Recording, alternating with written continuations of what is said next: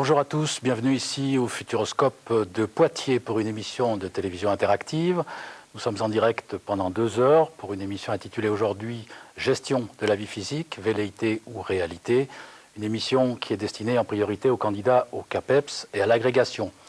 Ce rendez-vous vous est proposé par le Centre d'enseignement, le Centre national d'enseignement à distance.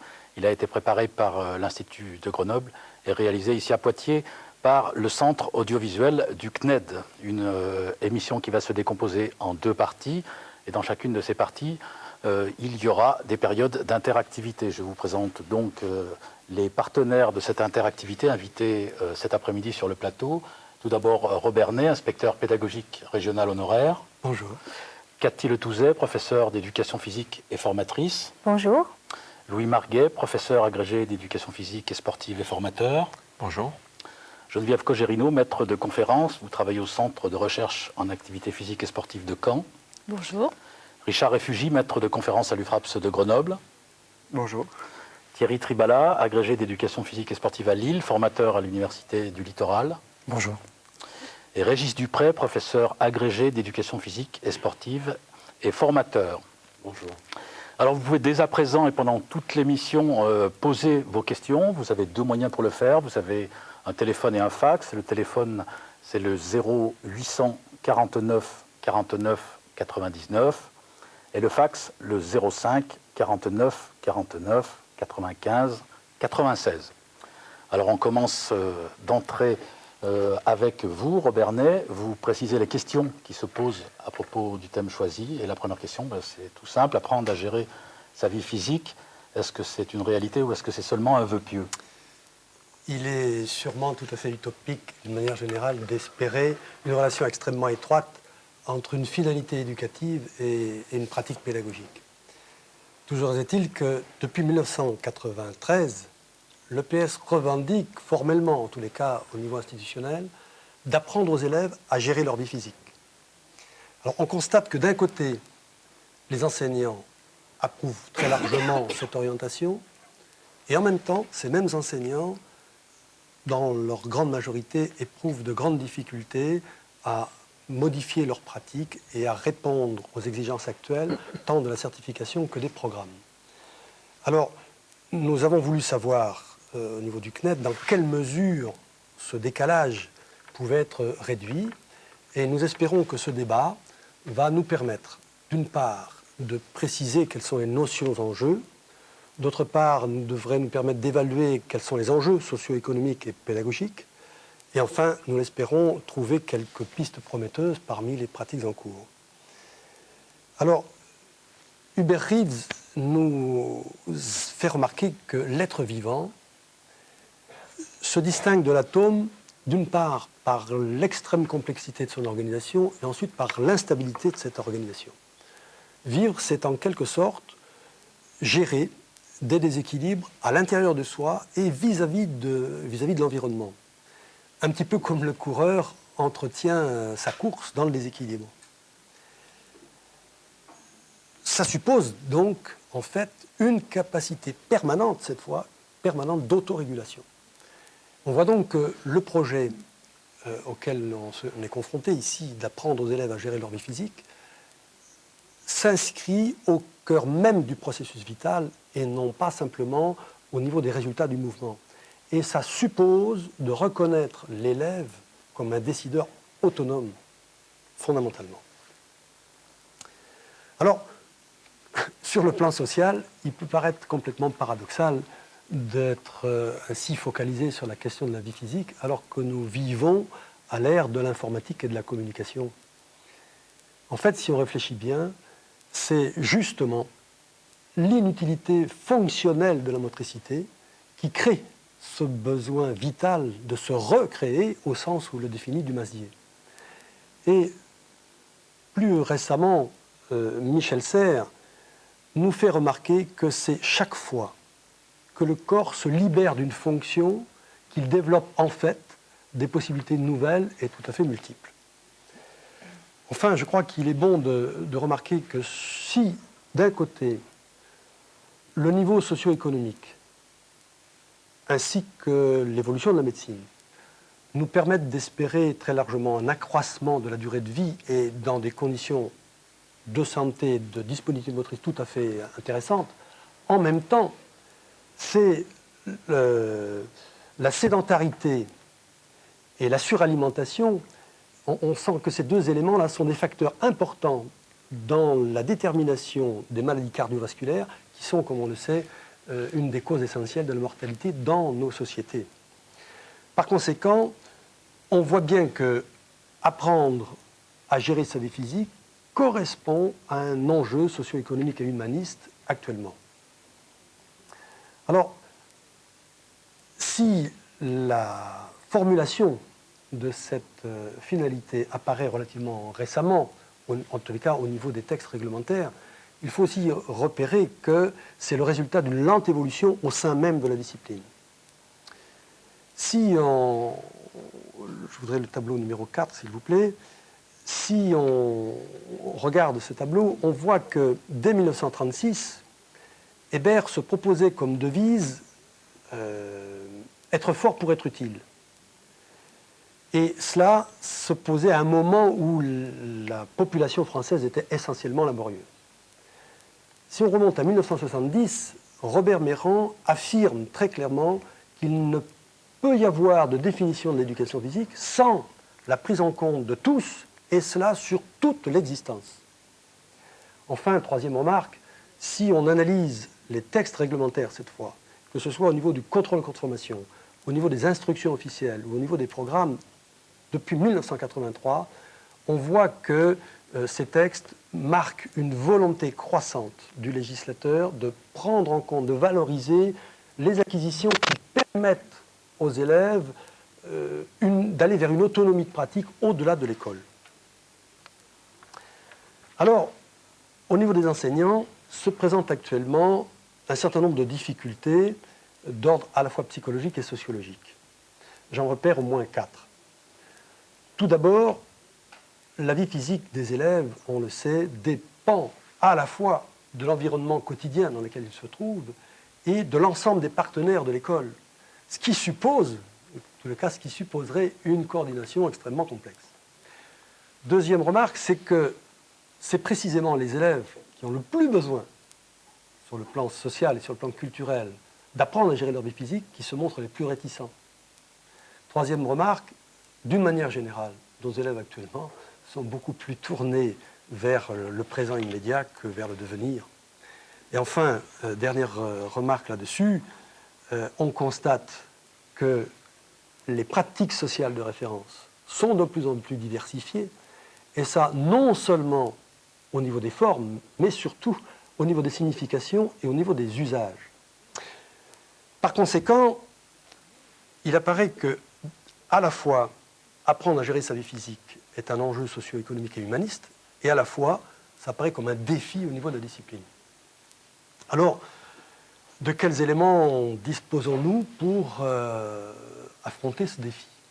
Je crois qu'il faut aborder deux types d'éléments. D'une part, au niveau des programmes, et d'autre part, au niveau de l'innovation de terrain. Alors, en ce qui concerne ces modifications, il me semble qu'il faut que nous posions 3 questions.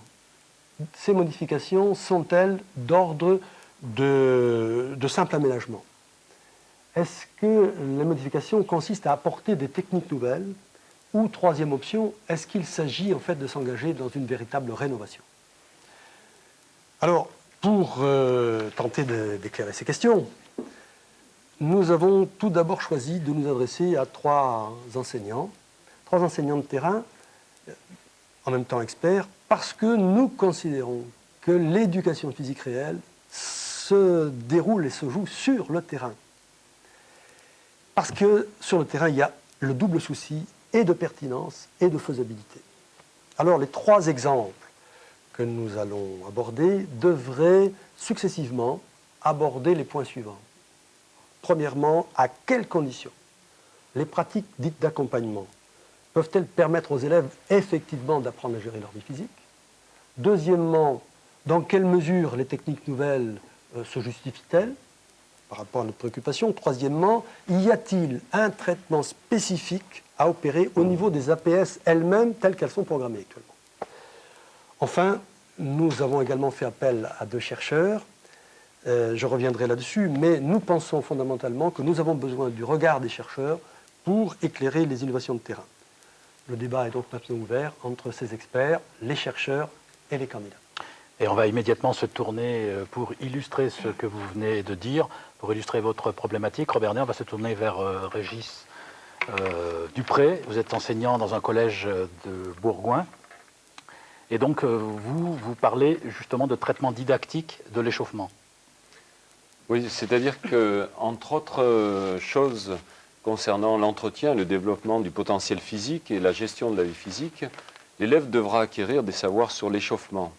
Il devra s'appuyer sur une compétence à s'échauffer seul ou à plusieurs, de manière à ne pas se blesser, à être efficace, à avoir le plaisir d'une pratique réalisée dans un corps préparé et aussi à réaliser de bonnes performances s'il est dans le cadre d'une pratique de compétition. Cette compétence fait partie des éléments que l'éducation physique doit apporter à l'élève. Alors si la plupart des enseignants d'éducation physique échauffent leurs élèves au début de chaque cours ou leur demandent de le faire, peu d'entre eux se sont vraiment intéressés au contenu d'enseignement lié à ce temps, concernant ce temps de la leçon. Alors il se pose un certain nombre de questions. Peut-on envisager une progression dans l'acquisition des compétences, une compétence à s'échauffer seul, de la 6e à la terminale? Peut-on prévoir cette progression dans un programme d'éducation physique? Et peut-on raisonnablement atteindre cet objectif et en a-t-on le temps? En fait, si on veut bien considérer que l'échauffement est l'activité la plus pratiquée en cours d'éducation physique, dans toutes les activités du programme, c'est moins le temps qui fait défaut que le manque de repères précis sur ce qu'il y a à apprendre et comment l'apprendre. Alors justement, est-ce qu'on peut apprendre à s'échauffer comme on apprend à sauter en hauteur, à faire un saut de main ou à jouer au volleyball? Est-ce qu'on peut proposer des situations d'apprentissage? Est-ce que les conditions de l'apprentissage, est-ce que les stratégies d'apprentissage sont semblables? Et puis on peut se poser la question, est-ce que, à vouloir apprendre dans le temps de l'échauffement, installer des situations d'apprentissage, est-ce qu'on ne risque pas de perdre l'efficacité de cet échauffement et de perdre aussi du temps pour les autres apprentissages de la leçon? Alors en réalité, les enjeux sur l'échauffement sont importants et en ce qui nous concerne, nous pensons que cette activité mérite un traitement didactique. Au même titre que le handball, le judo ou l'escalade, on peut, disons, l'échauffement peut être un support de l'apprentissage. On peut proposer des thèmes d'études, on peut poser des problèmes liés à l'échauffement que l'élève devra résoudre pour se construire. Mais la construction de cette compétence sera progressive de la 6e à la terminale. À ce moment-là, on pense que on pourra accorder un temps assez important, peut-être 20 minutes, 30 minutes ou plus, d'une séance du cycle ou d'un cycle du programme d'éducation physique de l'élève, pour que plus tard, tout le reste de l'année, dans toutes les séances de l'année, l'échauffement ne dure que 5, 10 ou 15 minutes. Alors, en ce qui concerne cette émission, on va s'intéresser au 2e niveau, un niveau qui pourrait concerner des élèves de 4e ou de 5e, c'est-à-dire du cycle central du collège. Et alors, si vous voulez bien envoyer le document 8, s'il vous plaît. Donc, la compétence attendue à ce moment-là serait la compétence qui permettrait à un élève, seul ou dans un petit groupe, de réaliser un échauffement de 10 à 15 minutes, comportant une partie générale, respectant les principes appris au niveau 1 et 2, et des exercices plus spécifiques préparant à l'activité pratiquée. Alors donc, comme support à l'émission, on a choisi 2 situations d'apprentissage. La première situation d'apprentissage a été proposée à des élèves de 5e dans le cadre d'un cycle. Durant les 2 premières séances du cycle, ils avaient construit un catalogue d'exercices avec l'enseignant. Durant la 3e séance du cycle, il leur a été proposé un parcours d'échauffement. Et donc on va regarder ce petit film que vous avez tourné dans votre collège à Bourgoin. Voilà, c'est ça. Donc nous sommes dans une petite salle, un peu exiguë, où il est proposé un parcours d'échauffement de 9 ateliers, comme on peut proposer un parcours d'échauffement en gymnastique, en musculation ou en athlétisme. Alors à chaque atelier, les élèves ont à lire la fiche qui concerne l'atelier, ils ont à exécuter les exercices, Mais avant de quitter l'atelier, ils doivent chercher à identifier sur le catalogue qui est affiché si cet exercice a déjà été retenu ou si c'est un exercice nouveau. Ils doivent aussi chercher à identifier les parties du corps sollicitées, les muscles ou les articulations, et ils doivent également repérer la catégorie d'exercice. Est-ce que c'est un exercice de course, de mobilisation articulaire ou un exercice d'étirement? Donc, à chaque atelier, là, on voit des élèves qui sont en train de noter ce qu'ils ont identifié. Et on va voir tout à l'heure qu'une élève, même dispensée, avec le bras cassé, peut suivre un groupe et très bien noter ce qui se passe. Là, on voit également des élèves qui sont en train de s'étirer et de repérer les muscles qui sont sollicités plus particulièrement. Pour noter tous ces renseignements, les élèves ont à disposition une fiche qui leur permet de recueillir les renseignements. Et à la fin de cette séquence, les élèves seront regroupés, il y aura un petit bilan où un élève par groupe aura à expliquer ce qui a été noté dans chaque atelier. Alors, on peut proposer une autre situation d'apprentissage qui a été proposée donc dans une autre classe de 5e. Les élèves, durant les 2 premières séances du cycle, ont eux aussi construit un catalogue d'exercices. Et puis ensuite, à la 3e séance du cycle, il a été demandé aux élèves de se mettre par 2 et de construire un échauffement de 12 minutes avec une partie principale, une partie générale et une partie plus spécifique pour préparer l'activité badminton. Et là, ce qu'on va voir, c'est la 4e séance, toujours tournée dans votre collège. Voilà. Alors donc, durant cette 4e séance, ces 2 élèves proposent à un autre groupe de 2 élèves de réaliser ce qu'ils ont préparé. Alors, il y a un petit film, je crois, pour Oui. illustrer cette 4e séance. Tout à l'heure, on a vu la 3e. Alors, disons qu'on va voir les élèves, ils sont par 4. Là, je suis en train de leur rappeler les consignes concernant ce temps. Et donc, chaque groupe de 4 a 12 minutes pour mettre en œuvre l'échauffement prévu. Donc, les élèves vont chercher durant ce temps, d'abord dans une partie d'échauffement général, de respecter les principes appris, par exemple le principe de totalité, qui veut qu'on échauffe toutes les parties du corps et puis qu'on cherche à solliciter toutes les fonctions. Il y a le principe d'alternance qui veut qu'on alterne avec des exercices de course, des exercices de mobilisation articulaire ou des exercices d'étirement, qui veut aussi qu'il y ait des parties plus dynamiques et des parties plus statiques. Et puis ils vont aussi chercher à respecter le principe de progressivité qui veut que les efforts augmentent en intensité au fil de l'échauffement. Alors on voit que les élèves là sont assez autonomes, qu'ils utilisent le matériel qui est à disposition, ils utilisent l'espace en s'appuyant souvent, en prenant pour modèle ou des circuits qu'ils ont pu pratiquer avec leur enseignant. Et puis, à un moment donné de cet échauffement, ils vont passer à des exercices plus spécifiques. Là, l'activité, c'était le badminton, et on voit un élève qui explique à ses petits camarades ce qu'il leur propose comme exercice.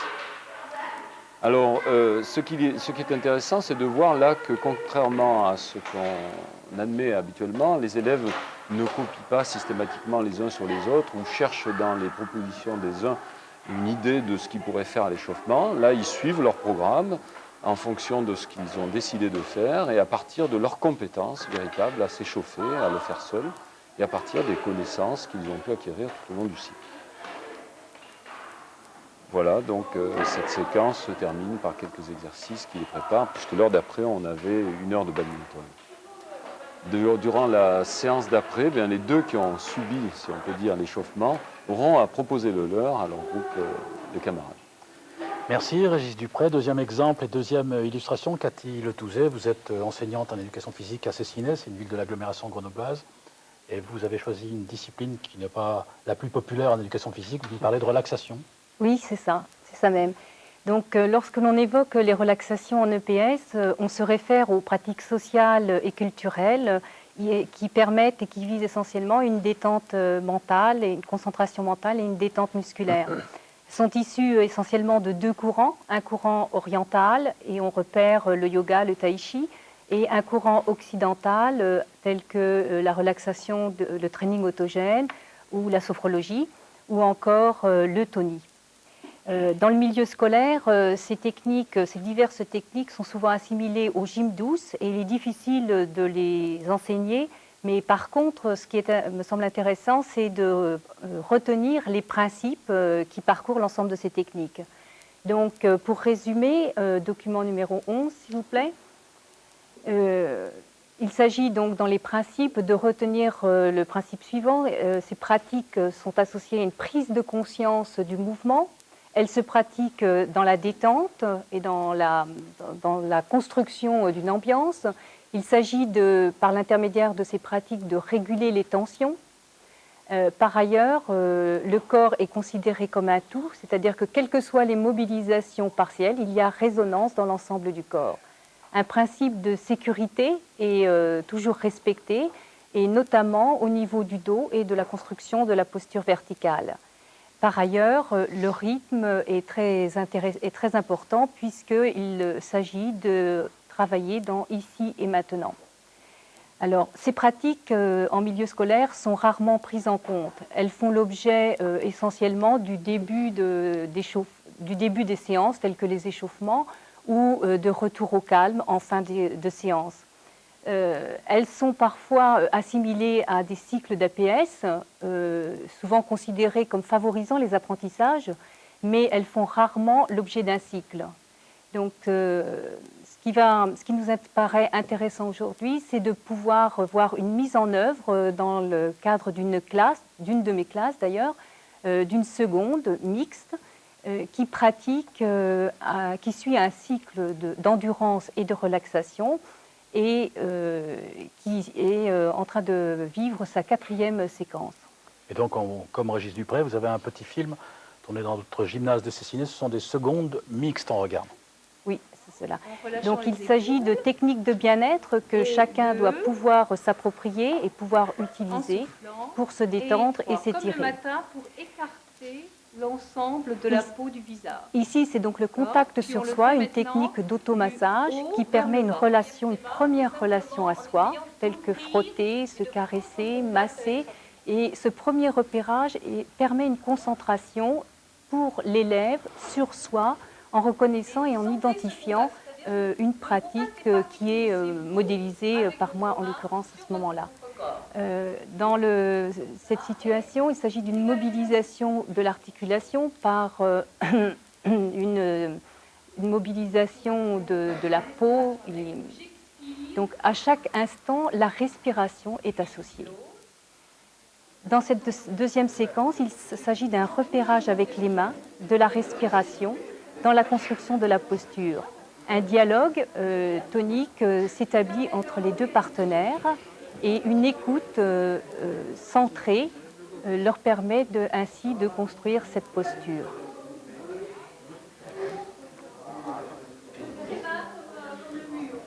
Ici, on peut noter que le rythme est très important, c'est-à-dire qu'il est important de respirer. Dans cette situation, il s'agit d'un moment d'immobilité. L'ensemble de la classe va suivre les repérages que je vais proposer, zone après zone, et les points de contact sur le corps, mais aussi sur le sol. Donc, le contact de votre talon droit sur le sol. Puis on va remonter ainsi le long de la jambe, donc qui se relâche, les muscles de l'avant de la cuisse qui se relâchent. On peut repérer sur les élèves des signes de détente tels que les yeux fermés, les mâchoires relâchées, les ouvertures des articulations. Le moment d'immobilité est accompagné jusqu'à la sortie. Et là, on peut voir les élèves qui brusquement sortent de cet état ou au contraire goûtent encore à l'ensemble des sensations qu'ils ont eu à repérer. Voilà. Donc, ce qui est recherché là dans le milieu scolaire, c'est sur le comment opérer un changement d'état par un changement d'état de corps. Alors, ce que je propose, c'est un cheminement, une exploration vivante à travers un corps qui devient lieu d'expérience. Pour cela, je retiens trois options. La première, c'est la construction d'un espace et d'un temps privilégié pour établir, instaurer un nouveau rapport au corps dans un nouveau rapport à soi. Par le repérage des sensations, l'élève acquiert une attention particulière, une intériorisation qui lui favorise cette écoute intérieure.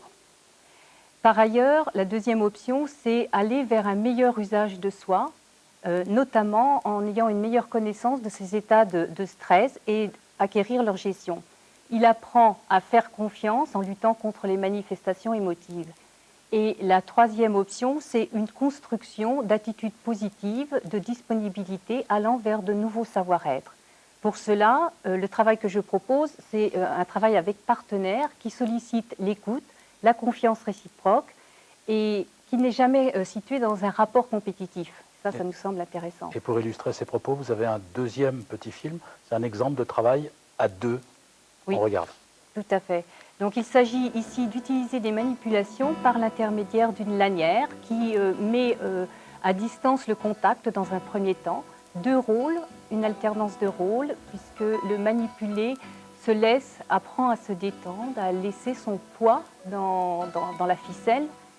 Dans cette deuxième séquence, il s'agit d'un contact direct et on peut repérer les qualités d'écoute qu'il y a entre les deux partenaires. L'élève reste dans un espace proche, la qualité de détente de l'élève qui se laisse manipuler, relâchement du coude, détente du visage. L'ensemble de la classe fonctionne en autonomie et la perte des repères sur les autres. Alors dans cette situation, j'ai repéré une élève qui est dans une mauvaise posture, en tout cas pour un confort de son dos. Et donc, à ce moment-là, j'interviens pour lui donner un certain nombre de consignes pour qu'elle se replace normalement dans la tâche, afin que ce rapport de détente pour elle-même soit juste. Il est aussi intéressant de savoir que le rôle du professeur à ce moment-là, ce n'est pas simplement de consigner ou d'être un rapporteur de tâches, mais qu'il répète les consignes, qu'il donne des repérages sur le corps. Et pour cela, il crée aussi un contexte suffisamment sécurisant au niveau affectif et physique. Donc, merci. Voilà. Merci à vous. Troisième exemple développé par Thierry Tribala. Vous avez choisi de montrer comment apprendre à gérer sa vie physique au travers de l'activité danse. Oui, c'est-à-dire que dans le cas présent, la gestion de la vie physique renvoie pour nous à la notion de santé.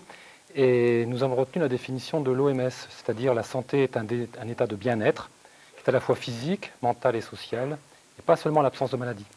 Alors la notion d'état renvoie à la notion d'équilibre, non pas statique, mais d'équilibre dynamique, c'est-à-dire que l'individu recherche une harmonie, une sensation d'harmonie avec lui-même, avec l'environnement, avec les autres, et que cette harmonie est une construction originale, personnelle, permanente, et qui est une des conditions pour accéder à des comportements salubres, que ce soit dans le domaine des activités physiques ou dans le domaine des relations sociales. Alors la danse, dans le cas présent, nous a permis d'être un support au développement d'un certain nombre d'options. Bon, la première, c'est de travailler sur le bien-être mental et moral, par le physique, bien entendu, parce que nous sommes pro d'éducation physique, d'accorder de l'importance, comme dans la relaxation, à ce qu'il se passe ici et maintenant, donc de gérer le moment présent, de donner les moyens d'explorer des situations relationnelles nouvelles, pas habituelles, qu'on ne rencontre pas nécessairement dans les pratiques sportives, d'aider l'adolescent à construire son identité masculine, féminine, notamment dans les relations aux autres. On sait qu'à cet âge-là, c'est extrêmement important. Et enfin, d'opter pour un traitement original des contenus de la danse, c'est-à-dire peut-être de faire des choix de thèmes d'enseignement qui ne sont peut-être pas des thèmes qu'on pourrait considérer comme fondamentaux dans le cadre de la danse elle-même, mais qui sont intéressants pour nous dans le cadre de la gestion de la vie physique. Alors, nous avons essayé aussi de battre en brèche peut-être une représentation un peu dominante qu'il y a dans le cadre de l'éducation physique, qui est de ne considérer que la gestion physique passe que par le développement de la valeur physique des gens, et de peut-être de poser qu'il y a aussi un accès au bien-être physique, plus qu'au bien-paraître, parce que dans le cas, souvent, dans le domaine de la gestion physique, on pense au fitness ou à d'autres activités, et que là, il était nécessaire de traiter cette activité sur le plan des engagements entre les élèves. Nous avons opté pour, du point de vue de la danse, un travail sur la musicalité, les portées, le contact, l'écoute de l'autre et la trame pédagogique qui traverse l'ensemble des situations et du cycle. Il s'agit de découvrir de manière authentique la relation que l'on peut vivre au travers du duo qui va être le support du travail dans le cadre de la danse. Enfin, il s'agit pour nous d'articuler les contenus de l'enseignement de la danse et les contenus éducatifs. Alors, ce travail, l'illustration en vidéo. L'illustration en vidéo, C'est une tâche que nous allons voir maintenant, qui est une situation dans laquelle le thème d'étude est la rencontre. Le thème d'enseignement, ce sont de maîtriser les constructions d'état, de personnages, de sentiments. Et dans le cas présent, il s'agit au niveau des contenus de différencier personnes, personnalités et personnages, de différencier ce qui est important, les émotions ressenties et les émotions recréées, c'est-à-dire de mettre en relation le jeu sur les variables pour créer ces émotions et les effets que l'on produit de façon spectaculaire, enfin, au sens propre du terme, c'est-à-dire quand on le présente à d'autres. Enfin, ce duo a nécessité de la part des élèves d'explorer 2 variables. La première, c'est de la bousculade à l'étreinte, 3 variables, pardon. La deuxième, de la vitesse à la lenteur. Et la troisième, de la douceur à la violence.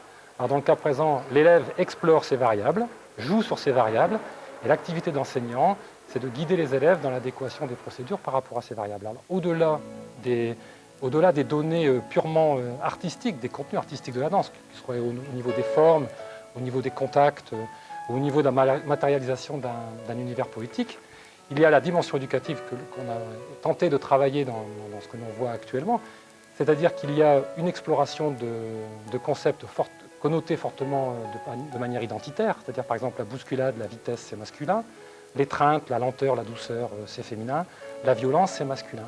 Donc quand les filles explorent la vitesse ou explorent la violence, elles sont sur un registre masculin, alors que les garçons, que nous verrons peut-être tout à l'heure, sont sur un registre plutôt à dominante féminine.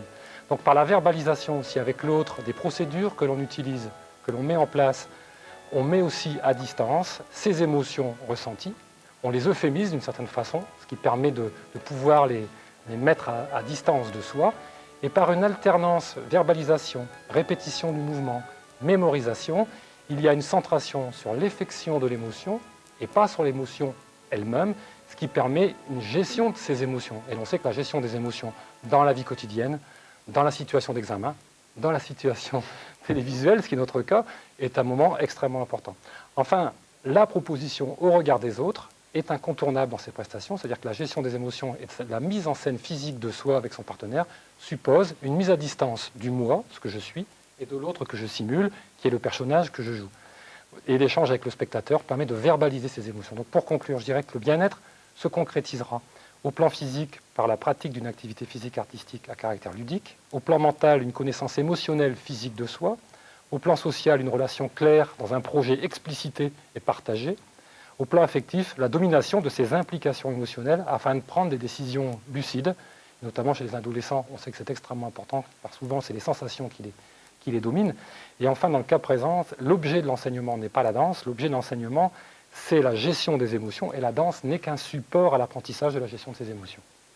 Je vous remercie. Merci à tous les trois. Pour la première fois dans cette émission, je me tourne vers Louis Marguet, assis à mes côtés, et qui a donc dans cette émission un rôle un peu particulier. Il n'est pas chargé d'un exposé précis ou d'une illustration, mais vous êtes chargé d'écouter et de voir ce que racontent vos collègues de travail. Alors, que vous inspire cette première partie d'émission ? C'est à partir de ma double fonction d'enseignant en établissement scolaire et de formateur chargé de professeurs stagiaires déjà impliqués dans l'enseignement que je vais réagir. Cette double fonction m'invite à interpeller les pratiques qui viennent d'être proposées. Cette interpellation, je vais la faire autour de 3 points. D'abord, ce qui m'intéresse du point de vue du thème qui nous a retenu, ce qui m'interroge du point de vue des pratiques proposées, et puis je formulerai 2 questions qui me semblent essayer de répondre au décalage qu'il existe entre l'intention des enseignants à apprendre aux élèves à gérer leur vie physique et puis les pratiques quotidiennes que l'on rencontre. Ce que je retiens d'essentiel, c'est le fait que dans les 3 illustrations, les enseignants aient amené les élèves à vivre une réelle expérience de vie. Une expérience d'échauffement, une expérience de relaxation et une expérience de danseur, je dirais même mieux de danseur chorégraphe. Au cours de cette expérience de vie, les élèves développent une activité que j'ai envie d'appeler authentique. Une activité d'essai, une activité de recherche de solutions, une activité d'expérimentation, ou dans un autre ordre, une activité de ressenti, de formulation, et puis d'interaction entre eux. Il me semble que je vois dans cette activité authentique les prémices de ce qu'on va appeler une activité de gestion. Dans le même cadre, j'ai envie de dire que les enseignants ont amené les élèves à mobiliser d'une part des techniques, des savoir-faire, mais aussi d'autre part des savoirs sur le faire. Et là, je vois non pas le prémisse, mais la mise en place de former des compétences chez l'élève compétences que l'on peut supposer réinvestissables dans leur vie future. Et puis enfin, il me semble qu'une réelle expérience de vie est un support très fort pour développer, pour que l'élève arrive à développer ce que Bourdieu appelle un habitus, ici, habitus à gérer sa vie physique. Donc de ce premier point, j'ai envie qu'on essaie de mettre en évidence quelle est la nature de l'activité que développent les élèves pour effectivement aboutir à apprendre à gérer leur vie physique. Ce qui m'interroge correspond à ce que je rencontre avec les jeunes enseignants. Lorsqu'ils veulent apprendre aux élèves à gérer leur vie physique, ils proposent systématiquement des cycles de courses longues, des cycles de ski de fond, de VTT dans notre académie, des cycles de musculation et parfois de natation. Ici, on a retenu des activités qui sont d'une autre nature, mais que j'ai envie de situer à la périphérie de l'éducation physique. La séance d'échauffement se situe avant une séance de badminton. La séance de relaxation se situe après une séance de course longue. Et puis l'activité danse, c'est une activité qui reste encore très très marginale dans les projets d'établissement. Il me semble qu'ici de comprendre les raisons qui ont amené les enseignants présents à utiliser ces justifications sera intéressant à développer. Et puis il me semble que comprendre pourquoi la séance qui se trouve avant et après la séance d'échauffement, la séance de relaxation, n'a pas été utilisée comme support, me paraît aussi important. De ces deux points, intérêt que je porte pour une réelle expérience de vie pour les élèves et le fait que ça se développe dans un milieu marginal m'invite à poser deux questions que l'on pourra reprendre. Qu'est-ce que la vie physique? Et puis, qu'est-ce que gérer? Régis Dupré nous dit que la vie physique, c'est une nécessaire préparation à la pratique d'une activité physique.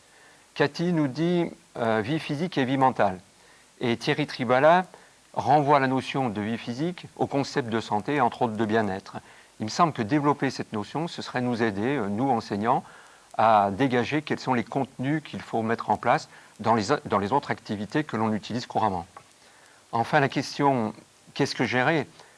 Je pense que les trois illustrations ont répondu en grande partie à cette question, mais il me semble que l'approfondir, ce serait aider les enseignants à réfléchir sur le mode d'intervention qu'ils utilisent et puis les mises en œuvre qu'ils effectuent pour qu'effectivement, dans toutes ces APS, l'élève soit amené à gérer sa vie physique.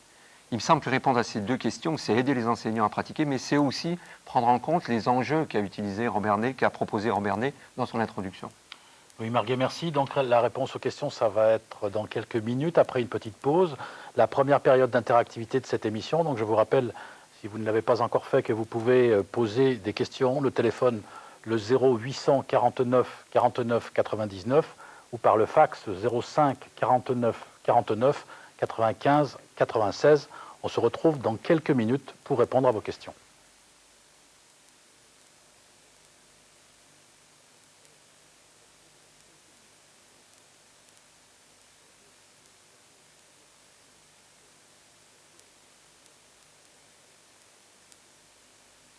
Retour sur le plateau du CNED, ici au Futuroscope à Poitiers, avec la première question et la première période d'interactivité. Donc, première question, elle est au téléphone en direct, une question qui nous vient de Thouars. Bonjour. Allô? Oui, bonjour. Oui, bonjour. Je vous en prie, posez votre question. Donc je voulais savoir si, par rapport à l'intervention de Catherine Le Touzet, si ça ne nécessitait pas de la part de l'enseignant un trop gros degré d'expertise par rapport à la formation des élèves stagiaires en UFM. Merci. Cathy Le Touzet, donc vous êtes tout indiqué pour répondre à la première question. Oui, tout à fait. Il me semble effectivement important de soulever que dans la formation actuelle des profs de PS, il y a quelque chose qui au niveau de la culture du corps, est peut-être insuffisant. Cependant, il existe aujourd'hui aussi des formations continues, c'est-à-dire qu'on peut s'approprier un certain nombre de manques, de repères pour pouvoir enseigner.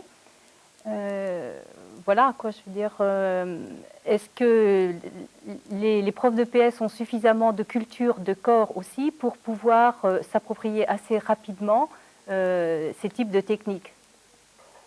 On est notamment obligé de réagir lorsque, par exemple, on n'a pas eu de formation en escalade et que l'on est obligé d'enseigner l'escalade. Il me semble que la démarche doit augurer de la même nature. Robert Ney, vous complétez? Oui, en deux mots, c'est le trop gros qui m'interpelle. Je veux dire, il n'y a pas d'intervention sans un minimum de compétences. Alors c'est vrai que dans ce type d'activité, pour le moment, la formation des enseignants n'est pas encore très, très forte là-dessus, mais c'est vrai aussi dans l'exemple pris par Cathy, d'autres activités, ça peut être vrai pour l'escalade ou d'autres données. C'est-à-dire qu'il y a besoin d'une formation, et là sûrement que se pose la question de l'articulation entre la formation initiale qui ne peut pas tout faire et la formation continue. Est-ce que c'est une réponse qui vous convient, monsieur? Il n'est plus là. Allez, direction Paris, donc, pour une deuxième question. Bonjour. Bonjour monsieur. Je voudrais poser la question au premier intervenant qui a parlé du traitement didactique de l'échauffement. Je voudrais qu'il propose des thèmes d'études plus concrets, s'il vous plaît. Régis Dupré, donc, c'est vous le premier intervenant. En fait, les thèmes d'études qui pourraient être proposés à ce moment-là seraient directement en rapport avec les contenus d'enseignement nécessaires pour que l'élève acquiert la compétence visée. Alors, par exemple, les thèmes d'études pourraient se rapporter aux principes. J'ai parlé tout à l'heure d'un certain nombre de principes sans lesquels l'élève sera incapable de réaliser un échauffement efficace. Et donc, on pourrait envisager un thème d'étude sur le principe de totalité. Comment échauffer différentes parties du corps, comment solliciter différentes fonctions, avec quels exercices. Et ça serait l'occasion de mettre en place avec les élèves un catalogue d'exercices qui leur fournirait un outil qu'ils pourraient utiliser plus tard. Il pourrait y avoir donc de la même façon un thème d'étude sur la progressivité, un thème d'étude sur l'alternance, et puis un autre thème d'étude sur la spécificité, par exemple, nécessaire d'un échauffement. Thierry Tribala. Si l'on veut qu'il y ait une dévolution progressive à l'élève de l'organisation de l'échauffement de manière autonome, il sera nécessaire de lui donner des indicateurs sur lui-même qui lui permettent de décider des changements de phase, par exemple. Donc on peut envisager que de dire aux élèves que lorsqu'apparaît la sudation au terme de la course, on peut commencer à passer à l'échauffement articulaire. Et ces indicateurs-là, qui sont des indicateurs simples, que tout individu peut repérer sur lui-même, sont fondamentales par contre du point de vue de l'élève, parce qu'il ne le sait pas, lui, que quand la sudation est apparue, l'échauffement du corps permet de passer à l'échauffement articulaire. Donc c'est ce genre de contenu-là qu'il faut passer aux élèves. La réponse est suffisamment concrète pour vous? Oui, assez concrète. Je pense qu'on peut aussi parler avec le professeur de sciences et vie de la Terre et travailler au niveau de l'interdisciplinarité sur l'échauffement aussi. Bien sûr. Une réflexion, Robert Ney? Tout à fait d'accord, je veux dire, sur cette remarque. Chaque fois qu'on est en pluridisciplinarité sur ce thème-là, on va gagner, oui, c'est sûr. Sauf que ce type de relation avec les autres disciplines permet de travailler sur les fondements des savoir-faire, travailler, et non pas sur la construction, sur l'intégration et la construction de ces savoir-faire par les élèves. Je crois qu'il y a un rôle tout à fait particulier d'enseignant d'éducation physique. Il y a complémentarité, mais il n'y a pas substitution substitution de l'un à l'autre, possible. Chacun a son rôle par rapport à ça. Merci à vous. On prend la question suivante qui nous vient cette fois-ci de Thonon-les-Bains. Bonjour. Bonjour. Monsieur Moulin de Thonon-les-Bains. Oui, je vous en prie. Une question à poser à Monsieur Robert Ney. Oui. Monsieur Ney, vous avez donc mis votre ancrage de l'introduction sur la gestion de la vie physique comme une finalité. Bien, mais si on fait référence aux différents textes, et en l'occurrence l'arrêté du 24 mars 1993, nous nous apercevons qu'il s'agit non pas d'une finalité, mais d'un objectif général. En conséquence de quoi, j'aimerais savoir comment nous sommes passés de cet objectif général en 1993 à une finalité dans l'arrêté du 18 juin 1996. Robert Ney. Oui, cette question me fait un petit peu sourire parce que entre finalité et objectif général, au niveau des définitions, la différence n'est pas énorme. Et c'est vrai qu'on peut s'interroger sur la raison du passage de l'un à l'autre. Moi, ce qui me paraît très intéressant, c'est en tous les cas de relier les intentions de l'EPS très fortement, plus fortement en tous les cas que ça se fait souvent, aux intentions fondamentales de l'école. Or, l'école définit un certain nombre de finalités.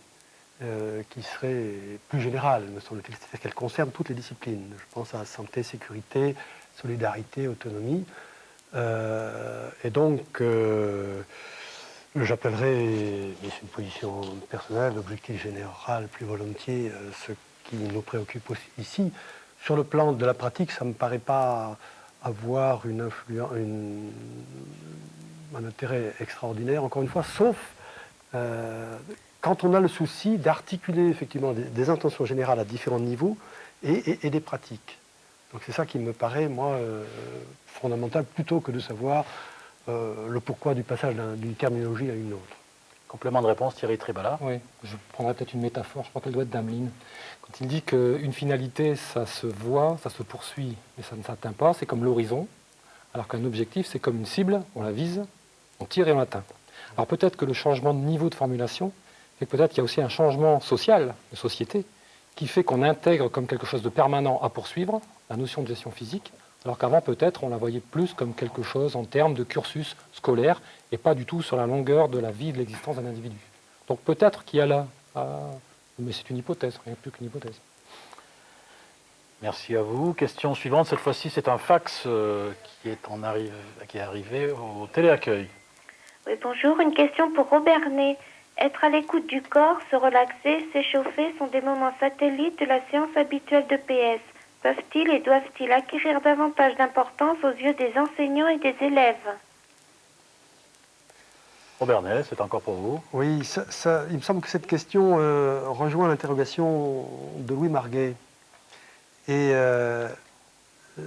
ça m'amène à faire deux remarques, ça.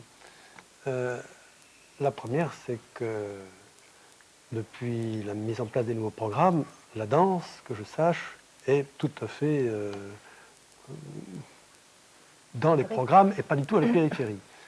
Alors, la remarque vôtre, si on regarde effectivement quantitativement les pratiques actuelles, c'est vrai que ce qu'on a vu là, c'est pas ce qui se fait en général, sauf l'échauffement, pas forcément de la manière dont ça a été exposé ici. Si on regarde sur le plan de ce qui nous préoccupe ici, cette question est au cœur de notre interrogation. Je veux dire, est-ce que ce que nous avons présenté, c'est marginal? Est-ce que c'est périphérique? Ou si au contraire, c'est fondamental? Et moi, quand je vois les images que je viens de voir et que je pense à ce qui s'est passé au niveau des mouvements des lycéens, par exemple, j'ai l'impression, j'ai le sentiment très fort que ce que nous avons vu là touche directement la question des adolescents actuellement. Autrement dit, on n'est pas à la périphérie, on est au cœur des problèmes des jeunes et probablement on est en train de, on va y revenir sûrement, de basculer du point de vue des préoccupations de l'EPS. Merci. Autre question, cette fois-ci au téléphone, en direct, direction Évreux, bonjour. Oui, bonjour. Voilà, je viens de suivre l'émission et je me pose la question de savoir comment gérer sa vie physique, ou du moins prendre en compte cette gestion de la vie physique au niveau d'une évaluation certificative, soit au niveau des compétences, c'est-à-dire la maîtrise et la performance, et ou au niveau des connaissances. Donc, voilà la question.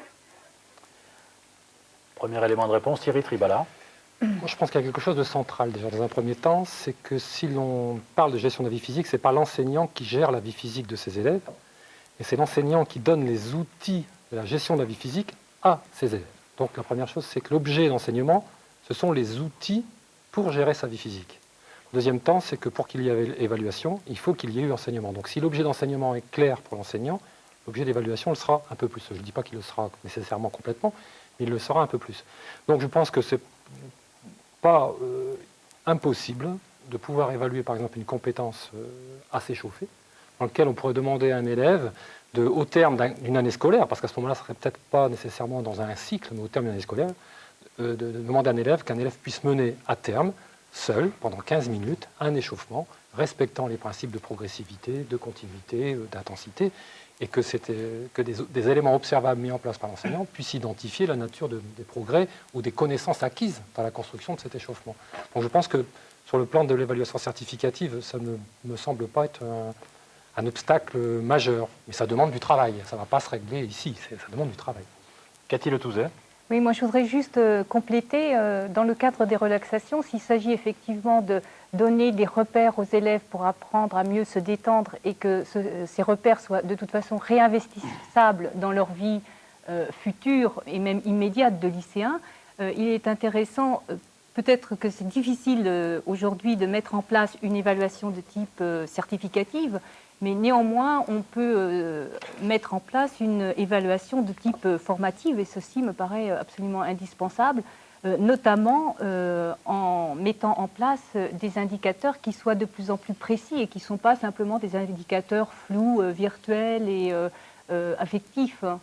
Et par exemple, dans le petit film qu'on a vu, il y avait des indicateurs de relâchement qui étaient lisibles en situation allongée, tels que l'équilibre des masses, les bras allongés le long du corps. Donc ces repères-là sont intéressants pour l'élève pour qu'il se les approprie et lorsqu'il est dans une situation délicate, difficile, de stress, il puisse se les réapproprier. Voilà. Merci. Nouvelle question, cette fois-ci, un fax du téléaccueil. Oui, une question pour Thierry Tribala. Parvenez-vous à fonctionner en danse avec des classes mixtes? Oui, il n'y a pas de problème pour travailler avec des classes mixtes. Bon, maintenant, ce que je disais tout à l'heure, effectivement, ça nécessite, du point de vue de la formation, au niveau des compétences de l'enseignant, des voies d'entrée particulières, une manière d'amener le travail de façon un peu différente, mais il me semble que le travail en classe mixte, il faut le respecter, notamment dans le domaine de la danse contemporaine, parce que la danse contemporaine n'est pas à forte connotation identitaire. C'est-à-dire que, par exemple, les filles qui pratiquent de la danse de rue doivent se parer d'un certain nombre de stigmates de la danse masculine, puisque la danse de rue est fondamentalement masculine. Si on fait de la danse classique, il faut se parer d'un certain nombre de stigmates féminins, et les garçons résistent énormément. L'intérêt de la danse contemporaine, c'est que chacun peut rentrer avec ce qu'il est, puisque c'est une danse totalement personnelle et subjective. L'intérêt, c'est que chacun pouvant rentrer avec sa danse, pouvant construire sa propre danse. Dans le travail en duo, il y a une possibilité de rencontre garçon-fille qui est extrêmement riche. Maintenant, je pose un point qui me semble important pour l'avoir vécu en milieu scolaire. Si on propose le choix, les garçons ne choisissent pas. Par contre, si on leur impose la danse en classe mixte, c'est-à-dire l'enseignant garde sa classe, on constate que lorsqu'ils doivent choisir au terminal, certains, pas tous, mais presque un tiers la choisissent. En conclusion, à un moment donné, dans le cadre de l'école et dans le cadre des enseignements pratiqués, la notion de choix n'est pas forcément une bonne chose parce qu'elle se fait sur la base des représentations identitaires de base. Donc l'obligation de le travailler en mixité nous a permis de constater, nous, dans le lycée, qu'en première terminale, les garçons choisissaient spontanément ça.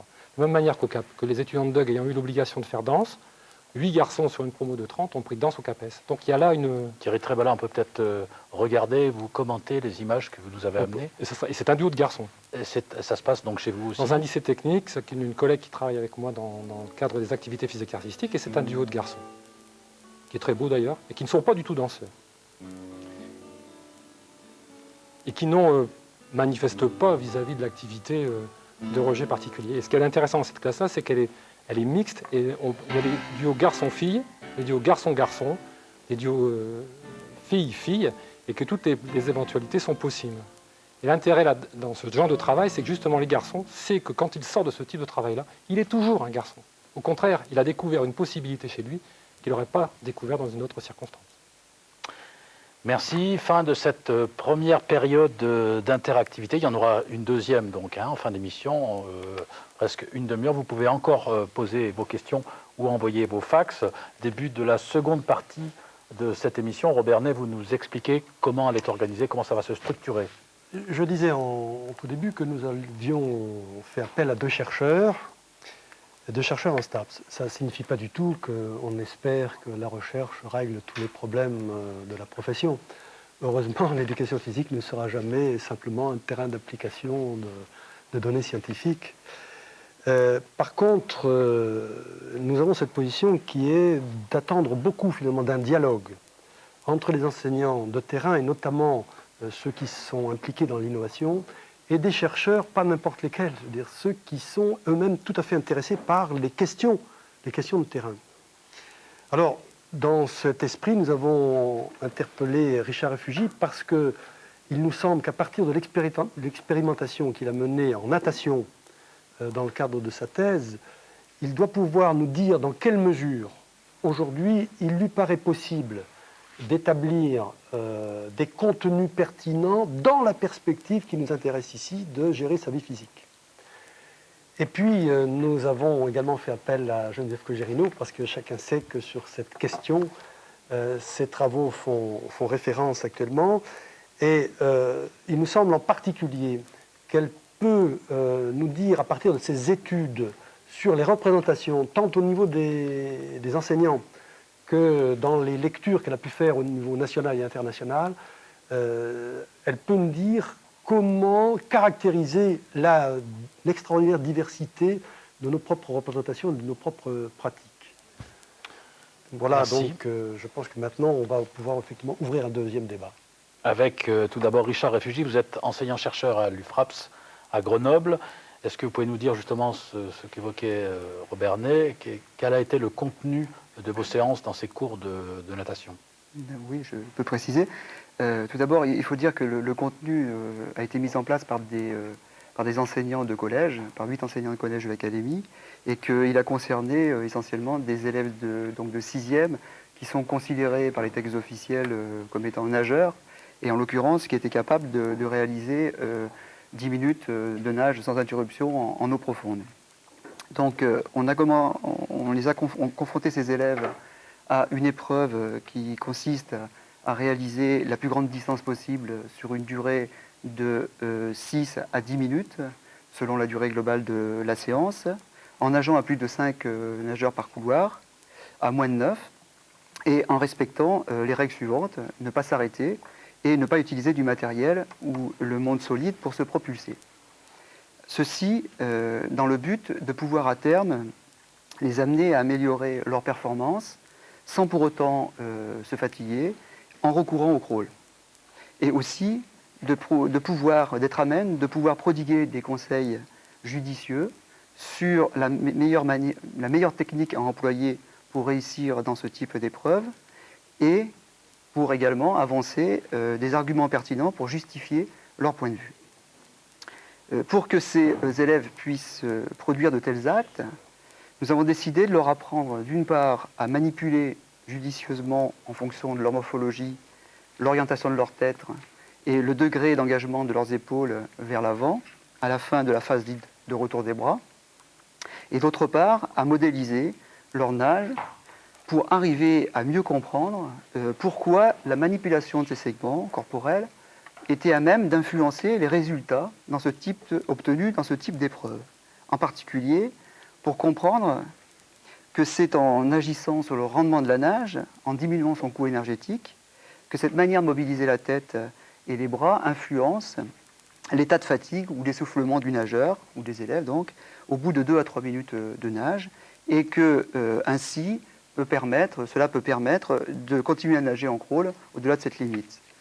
Deuxièmement, de comprendre que si la manière de mobiliser ces segments corporels peut diminuer le coût énergétique de la nage, c'est parce qu'elle permet de maintenir le grand axe du corps orienté sur son axe de déplacement, donc de diminuer la résistance à l'avancement, et cela sans dépenses énergétiques supplémentaires. Par ailleurs, ils devront également, on a décidé de leur faire apprendre également à gérer leur effort, c'est-à-dire essentiellement à ne pas partir trop vite, et à s'organiser pour circuler dans le couloir de nage, notamment en arrêtant quelques règles avec les autres et en apprenant à les respecter. Enfin, pour faciliter ces apprentissages, un langage et des outils d'observation doivent être mis au point avec la classe pour aider chaque élève à rendre compte aux autres et avec exactitude de ce qu'il veut ou tente de faire, mais aussi de ce qu'il fait. Et des séquences d'exercices doivent être proposées par l'enseignant pour aider les élèves à réaliser le plus exactement possible ce qu'ils disent faire ou vouloir faire. Donc voilà en quelques mots ce que nous avons voulu enseigner de la natation à ces élèves de collège. Et est-ce que cette démarche vous a obligé à modifier le contenu de vos cours? C'est-à-dire que la question qu'on peut se poser, c'est de savoir dans quelle mesure la volonté de gérer la vie physique a pu influencer la détermination de ces contenus d'enseignement. Alors, pour aborder cette question, il convient d'abord de préciser ce qu'on pourrait appeler le référent empirique à partir duquel ce contenu a été pensé. Il s'agit de l'entraînement. Et en se référant à l'entraînement, on se réfère, selon moi, à deux choses essentiellement. Premièrement, un usage particulier de la nage, au sens où celle-ci est utilisée dans l'entraînement comme un moyen pour activer, entretenir ou développer son potentiel énergétique. Et d'autre part, on fait référence en même temps à un moment particulier de la pratique de la nage, où d'une part, les techniques de nage sont travaillées pour devenir toujours plus efficaces, un travail au cours duquel les nageurs doivent appliquer des consignes arrêtées par une équipe technique, ou par eux-mêmes, seuls ou en collaboration avec l'équipe technique. C'est d'ailleurs à cette dernière forme de pratique que nous nous sommes référés pour concevoir le contenu que nous voulons présenter. Et donc, un moment également où les nageurs se partagent l'espace dont ils disposent. Il est à noter à ce sujet, avant de répondre à la question, que c'est ce référent empirique qui éclaire ou qui donne un certain sens au contenu que nous venons de proposer aux collégiens. Il s'agit en effet, à travers ce contenu, de contribuer à ce que la nage devienne, pour le plus grand nombre d'élèves, et ce, dès la sortie du collège, un moyen plaisant et potentiellement disponible pour récupérer activement de ses efforts ou d'un stress particulier, au même titre que la marche, la course, le vélo. Alors, pourquoi avoir privilégié cet usage de la nage, c'est, me semble-t-il, à ce niveau qu'a pesé la volonté d'apprendre aux élèves à gérer leur vie physique. Alors comment? À mon avis, en nous obligeant à réfléchir sur 2 points. Premièrement, à nous réfléchir et donc nous interroger sur les activités physiques pratiquées non seulement par les sportifs accomplis, mais aussi par monsieur tout le monde, et qui pourraient être prises, n'importe quelle d'entre elles pourrait être prise en référence. Alors, en effet, des observations et études personnelles éclairées par les travaux d'ordre sociologique, il ressort très nettement que lors de ces dernières années, les piscines ont été le théâtre d'un véritable éclatement des pratiques aquatiques, faisant appel ou non à la nage, d'ailleurs. Et deuxièmement, à l'émergence d'une pratique non encadrée, en dehors du système associatif et fédéral, que certains appellent, à mon avis, abusivement, qualifient de libre. L'entraînement a été choisi comme référent, car cet usage de la nage nous paraît être partagé par un bon nombre de spécialistes des diverses activités natatoires et par monsieur tout le monde. Deuxièmement, ce thème nous a obligés à nous interroger et donc à réfléchir également sur ce que peut signifier l'expression gérer sa vie physique. La volonté d'apprendre aux élèves à gérer leur vie physique renvoie, selon moi, à la prise de décision, à la responsabilité du sujet quant à l'organisation, l'administration, l'orientation de sa vie dans le domaine des activités physiques. Apprendre à gérer sa vie physique, c'est donc pour nous, pour moi en particulier, apprendre à avoir et à se faire reconnaître une certaine autorité pour décider de ce qu'il y a à faire, comment le faire, non seulement sur la place à attribuer aux pratiques physiques dans sa vie quotidienne, mais aussi dans la manière d'exercer ces pratiques. Et enfin, c'est d'avoir une autorité fondée sur l'argumentation et donc sur le savoir.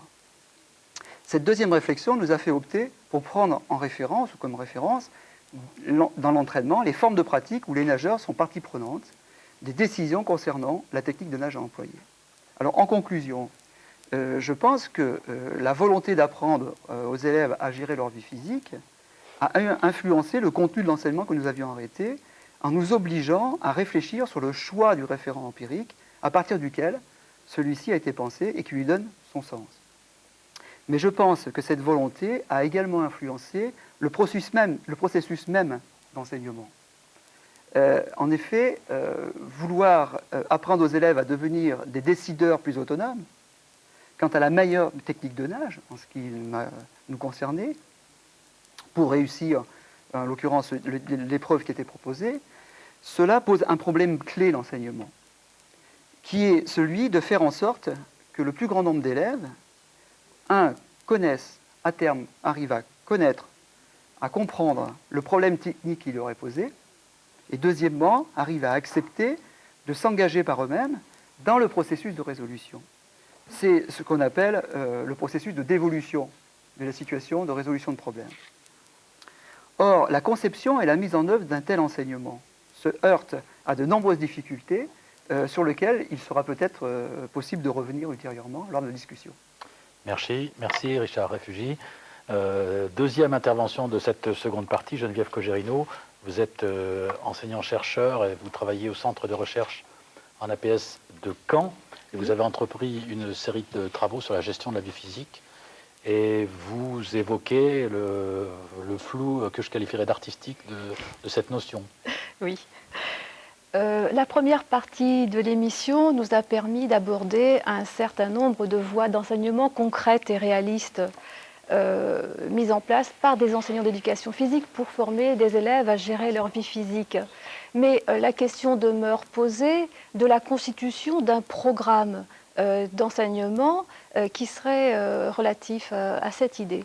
Alors si on parcourt les programmes d'éducation physique de pays tels que l'Espagne, l'Italie, le Royaume-Uni, certains länders de RDA, des cantons suisses, on peut identifier plusieurs chapitres qui sont constitutifs de ce programme, qui ne sont pas tous présents dans l'ensemble de ces pays et en France. Alors ces divers chapitres vont vous être présentés sur des documents.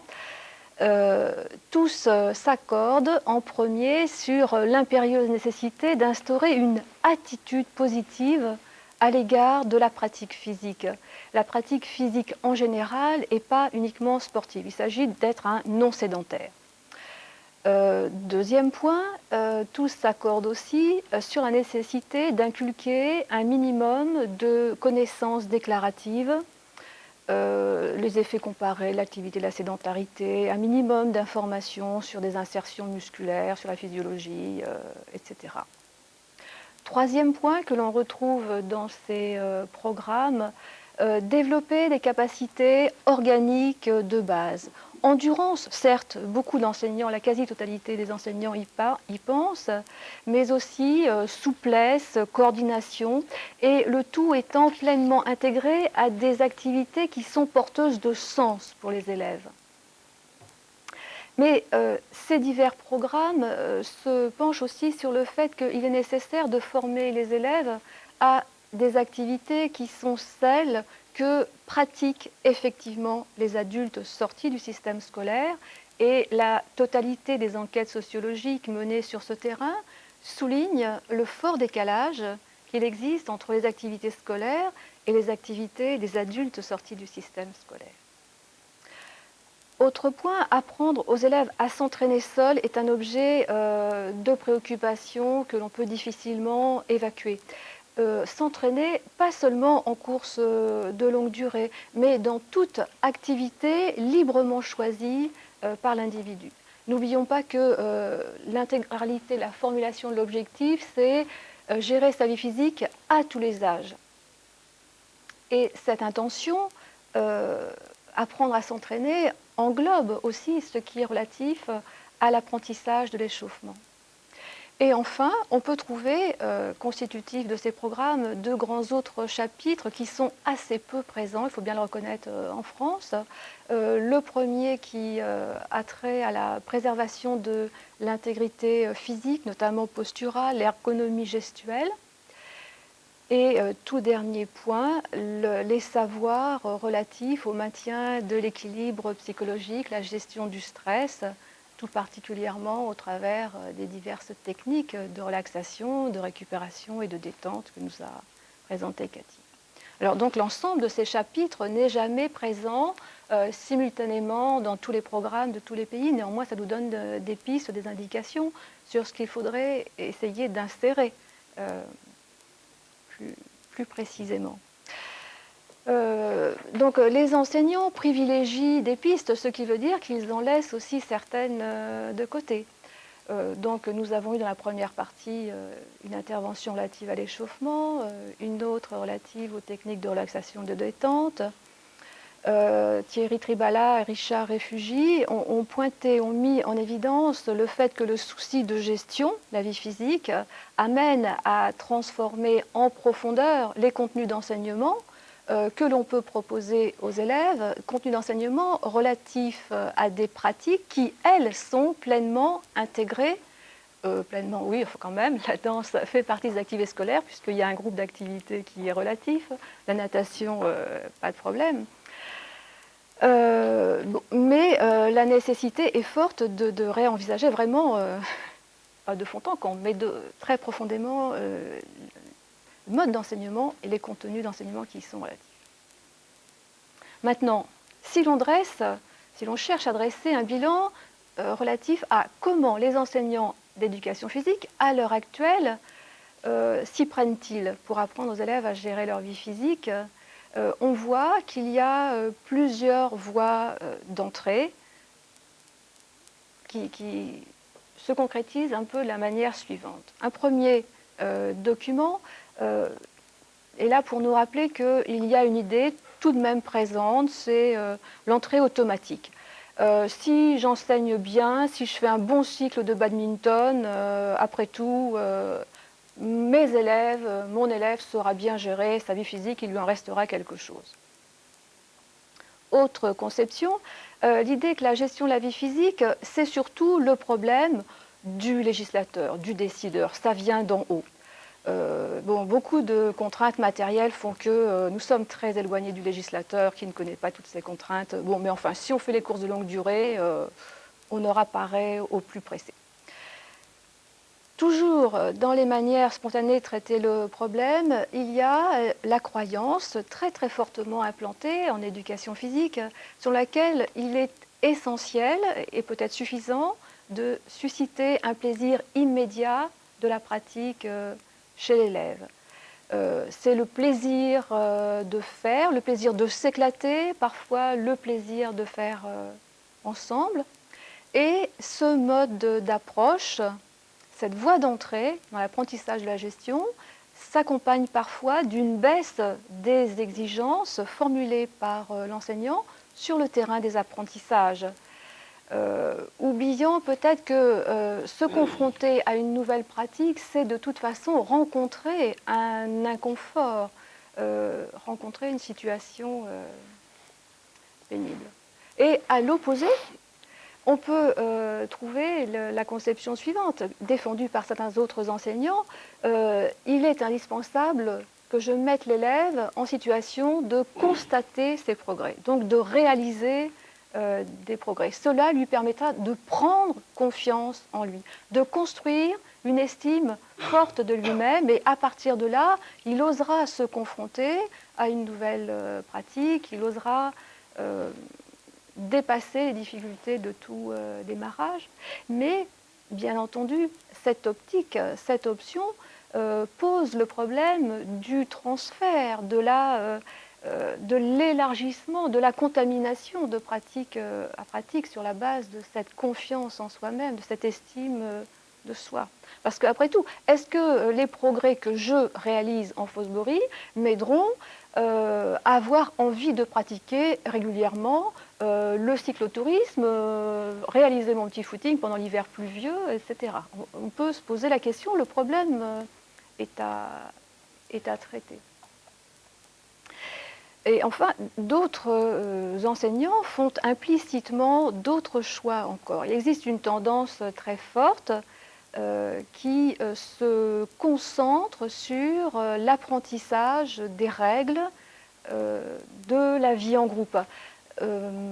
C'est une forme d'écologie citoyenne. Apprenons à vivre ensemble, à respecter les règles, à respecter les règlements, mais insensiblement, on glisse de respect des règles, respect des règlements, sport collectif, etc. Ce qui permet de retrouver certaines des routines de l'enseignement d'éducation physique actuelle, puisque ça permet de retrouver des pratiques, je dirais, qui sont presque de toute éternité scolaire.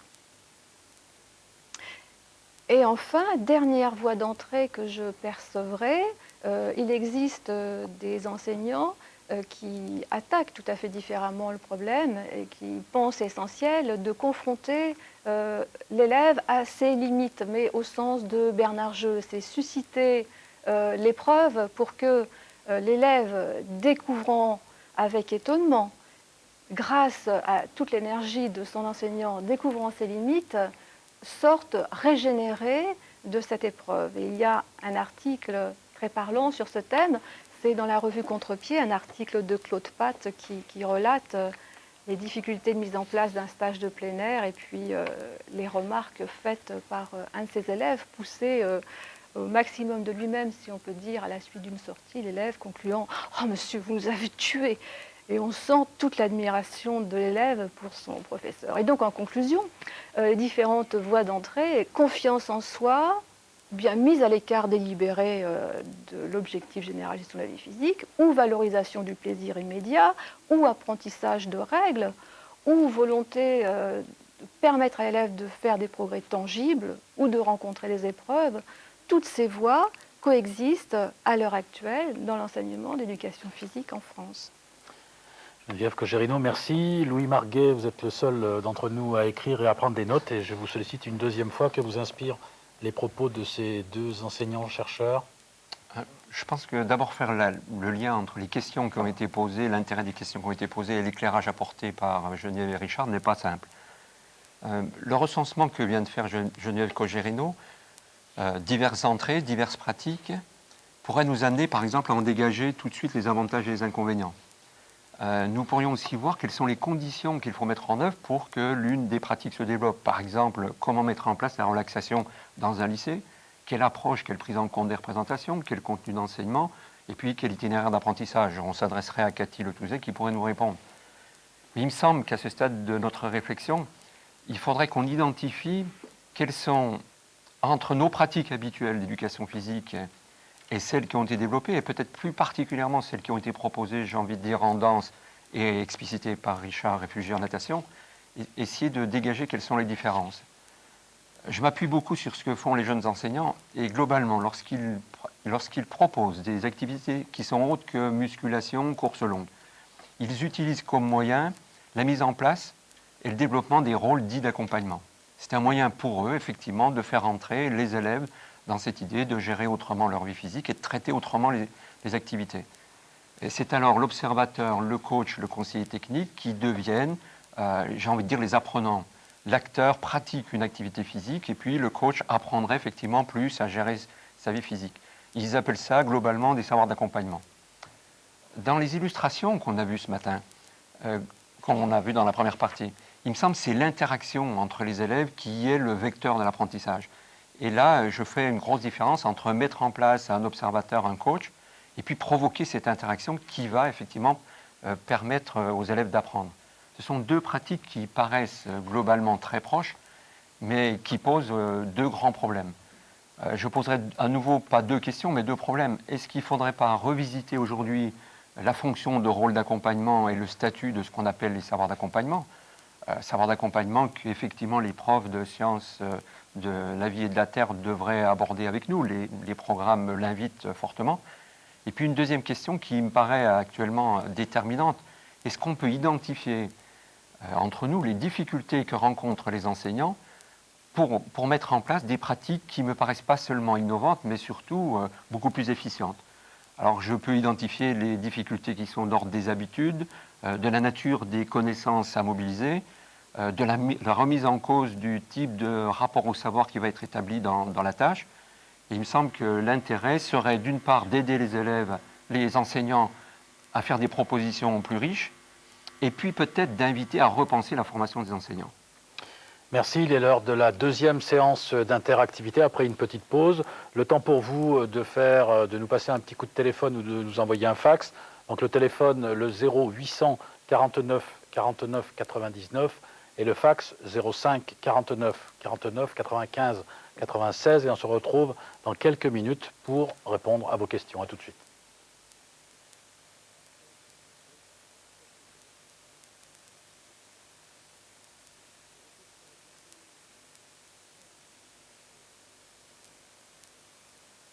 De retour sur le plateau du CNED ici à Poitiers pour la dernière partie de cette émission, une partie interactive et on commence avec une question, un fax qui nous vient de Limoges, me semble-t-il. Oui. Oui. À l'heure où les adolescents s'investissent de plus en plus dans les activités dites à risque comme l'escalade, le snowboard, la gestion de la vie physique ne passe-t-elle pas prioritairement par une éducation à la sécurité ? Alors, une réponse donnée par Thierry Tribala, tentée de donner. Oui, par rapport aux adolescents, je crois que le problème central, c'est le rapport aux sensations. Je pense que c'est pour ça que le problème de la gestion de la vie physique est un problème important.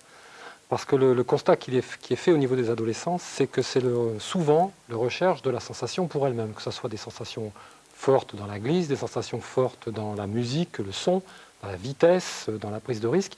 Mais le problème, c'est que ces sensations, quand elles sont recherchées pour elles-mêmes, elles deviennent addictives, c'est-à-dire qu'elles mettent les adolescents en situation de dépendance. Et d'ailleurs, il suffit de constater les problèmes d'accidents de la route que l'on peut avoir régulièrement par les jeunes en excès de vitesse. Et ce qui est fondamental, c'est de repositiver ces sensations pour qu'elles puissent devenir des émotions constructives et positives, qui permettent à l'individu de se construire sur du long terme, et pas de les rechercher pour elles-mêmes et pour le plaisir immédiat qu'elles peuvent provoquer, avec toutes les dérives que ça peut enclencher. Donc il y a aussi, évidemment, un travail sur le risque. Mais en même temps qu'on fait ce travail-là, on fait un travail sur la sécurité et le risque. C'est-à-dire à un moment donné, ce n'est pas la sensation en termes de recherche immédiate qui va être l'élément moteur, c'est le plaisir par les émotions que l'on ressent, mais dans une gestion de ces émotions au travers des conduites motrices qu'on est en train de développer, ou des conduites relationnelles, parce qu'on peut poser exactement le même problème, par exemple, dans les relations amoureuses chez les adolescents face au sida. Merci pour votre réponse. Le téléphone cette fois-ci, et nous allons à Reims. Bonjour. Oui, bonjour. Je vous en prie, posez votre question. Oui, alors j'aimerais savoir, parce que s'il existe des études qui ont été faites pour montrer concrètement qu'il y a un réinvestissement dans la vie en dehors de l'école, c'est-à-dire qu'on reste surtout dans le domaine de l'hypothèse, et dans ce sens-là, comment l'enseignant peut-il vérifier, peut-il s'assurer du réinvestissement hors de l'école, quoi? Parce que pour ne pas rester dans le domaine de l'hypothèse, pour peut-être être plus concret pour les élèves. Geneviève Cogérino. C'est un vrai problème, effectivement. Bon, la mention, c'est gérer sa vie physique à tous les âges. On se heurte immédiatement à un problème méthodologique dans la mise en place d'une évaluation, parce que cela supposerait de pouvoir rencontrer les élèves un minimum d'un certain nombre d'années, une fois qu'ils sont sortis du système scolaire, pour essayer d'approcher l'efficacité d'un enseignement. Et là, on en est, à l'heure actuelle, conduit à des spéculations, même pas des hypothèses, des suppositions. Et certaines revues de questions qui ont été conduites par ailleurs, je pense par exemple à celle de Sureau, montrent qu'il n'est même pas certain que la pratique physique régulière, par exemple, soit le seul élément déterminant qui permette de limiter la morbidité, enfin un certain nombre d'inconvénients très forts liés au développement des maladies cardiovasculaires. Beaucoup d'autres paramètres jouent, tels que le style de vie, etc. Donc, je pense qu'il faut croire à cet objectif général et dans l'immédiat, rien ne nous assure de l'efficacité de l'enseignement qui est associé. Merci, on va le croire. En tout cas, Robert Ney, complément. J'ajouterais quand même volontiers deux choses. Je suis d'accord qu'il y a un gros travail à faire là-dessus. Il me semble que sur le plan physiologique, un certain nombre d'études, je pense notamment au Canada, montrent que lorsque des habitudes sont prises et lorsqu'il y a un entraînement régulier, sur le plan cardiovasculaire, les études montrent très clairement qu'il y a un bénéfice. Je voudrais faire simplement une deuxième remarque. Ayant travaillé auprès des instituteurs, ce qu'on peut repérer de manière statistique, c'est que les instituteurs qui ont eux-mêmes eu une pratique sportive sont ceux qui font faire de l'éducation physique. Donc là, au moins, on sait qu'il y a un réinvestissement, et non seulement pour eux-mêmes, mais pour les autres. Merci. Un fax au téléaccueil de Lille. Une question en deux parties. Donc d'abord, la première partie. Oui, Lille. Oui, donc cette question est en deux parties. La première pour Geneviève Cofferino. En termes de santé, chacun sait qu'il est difficile d'agir en préventif. Exemple santé, tabac. En quoi le traitement proposé nous permet-il de faire des hypothèses de réinvestissement futur? Geneviève Cogérino. J'ai envie de faire une réponse très, très semblable. C'est pour le moment une spéculation. On sait, lorsque l'on s'appuie sur tous les travaux issus du domaine qu'on va appeler globalement éducation à la santé, qu'il est stratégique de construire des attitudes et qu'on ne peut pas prétendre inculquer un comportement à un élève, un adulte, tout individu, sans avoir instauré une attitude positive face à ce que l'on veut modifier. Donc c'est la difficulté. Il n'y a pas de voie clairement identifiée, de procédure fiable. Il n'y a pas de tableau de route, de conducteur. Tout est à construire au pas à pas. Voilà. Thierry Tribala. Je crois qu'il faut partir du principe aussi qu'on collabore à un projet global, un projet de société, qu'il faut aussi s'appuyer sur les enquêtes épidémiologiques, ne serait-ce que la dernière. On vient de s'apercevoir que le tabac est en diminution chez les adolescents. Bon, maintenant, on n'a pas forcément de corrélation, mais ces indicateurs-là montrent qu'il y a des choses qui bougent aussi dans les comportements par rapport à un certain type de dépendance. Donc ces enquêtes-là sont, me semble-t-il, nécessaires, et peut-être que, bon, avec des projets plus larges, on arriverait à avoir des informations sur peut-être des transformations ou la mise en place de ces habitudes, justement. La deuxième partie donc, de ce fax de Lille. Oui, la question est pour Robert Ney. En quoi les propositions sont-elles nouvelles par rapport au traitement un peu plus ancien? Quelle part entre le didactique et le pédagogique? Je ne sais pas si c'est plus particulièrement à moi de répondre à cette question. Je pense que notamment Richard Réfugi aura des choses précises à dire. Moi, ce qui me semble, c'est que, si je prends l'exemple justement proposé par Richard Réfugi, le contenu même de l'épreuve est directement imprégné du souci ici de gérer la vie physique et non pas d'arriver simplement à une performance sportive. Par exemple, dans les critères qu'il relève comme tout à fait importants, la question de l'essoufflement est tout à fait capitale. Au-delà du fait qu'il y ait une nage à endurer, et ce n'est pas du tout par hasard. Donc, les choix de contenu sont tout à fait particuliers. Et il me semble que, par exemple, dans la danse, les thèmes qui sont proposés sont vraiment clairement centrés sur un retraitement des contenus classiques. On n'est pas en train de faire de la danse simplement simplifiée. C'est un autre regard du point de vue de l'école. Ça me paraît tout à fait important. Alors l'autre point, et c'est très lié, parce qu'il n'y a pas de contenu sans, à mon avis, sans intention, ça ne peut pas être séparé, et il n'y a pas non plus de contenu sans démarche.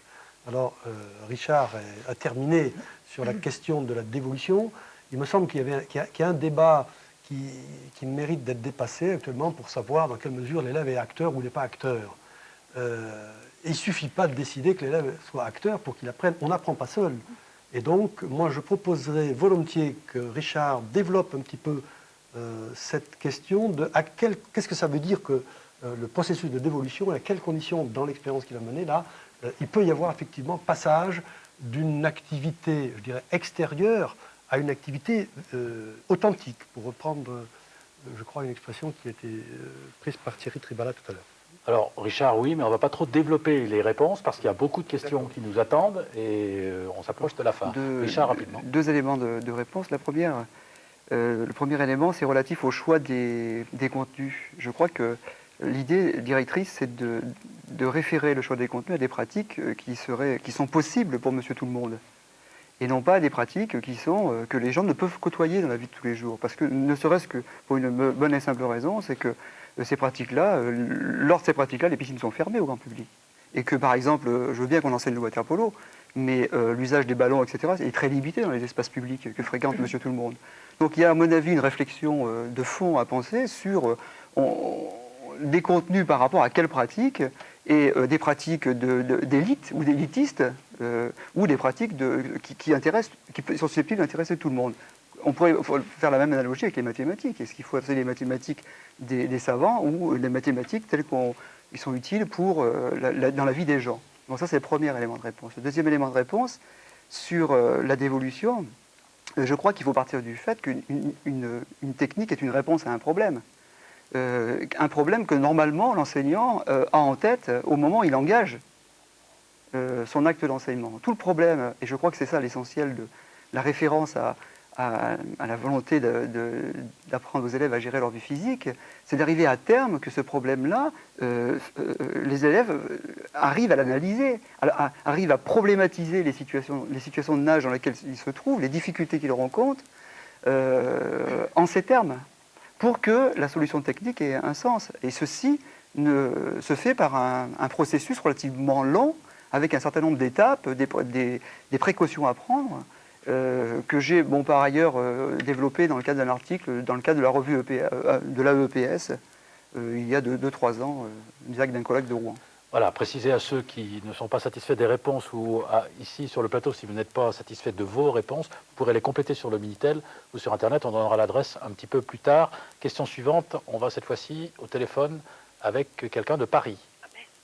Bonjour. Oui, bonjour monsieur. Je m'adresse à tout le plateau, mais peut-être plus à monsieur Robernet.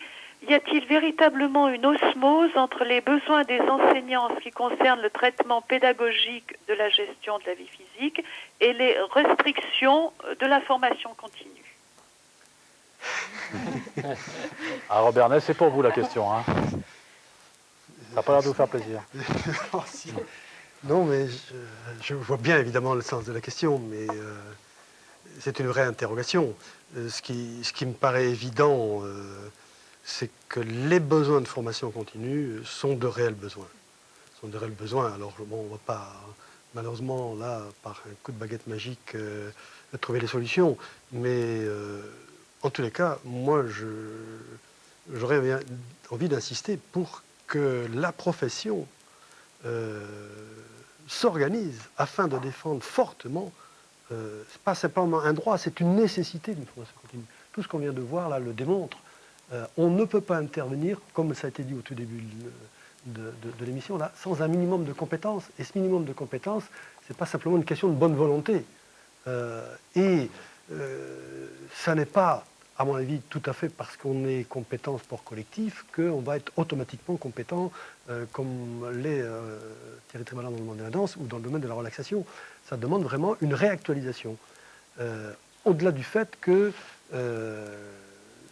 si je reprends encore une fois, là, par exemple, l'exemple de la natation, je crois qu'effectivement, par rapport à ce que plein de gens ont appris sur la natation, il y a une réactualisation des connaissances à opérer, me semble-t-il. Merci. Prochaine question par fax, cette fois-ci. Fax de Limoges. Oui, est-ce que gérer sa vie physique ne concerne que les savoirs d'accompagnement? Geneviève Je vais Cogérino. répondre très, très rapidement. Je réponds à titre personnel. La gestion de la vie physique ne me semble pas concerner uniquement les savoirs d'accompagnement.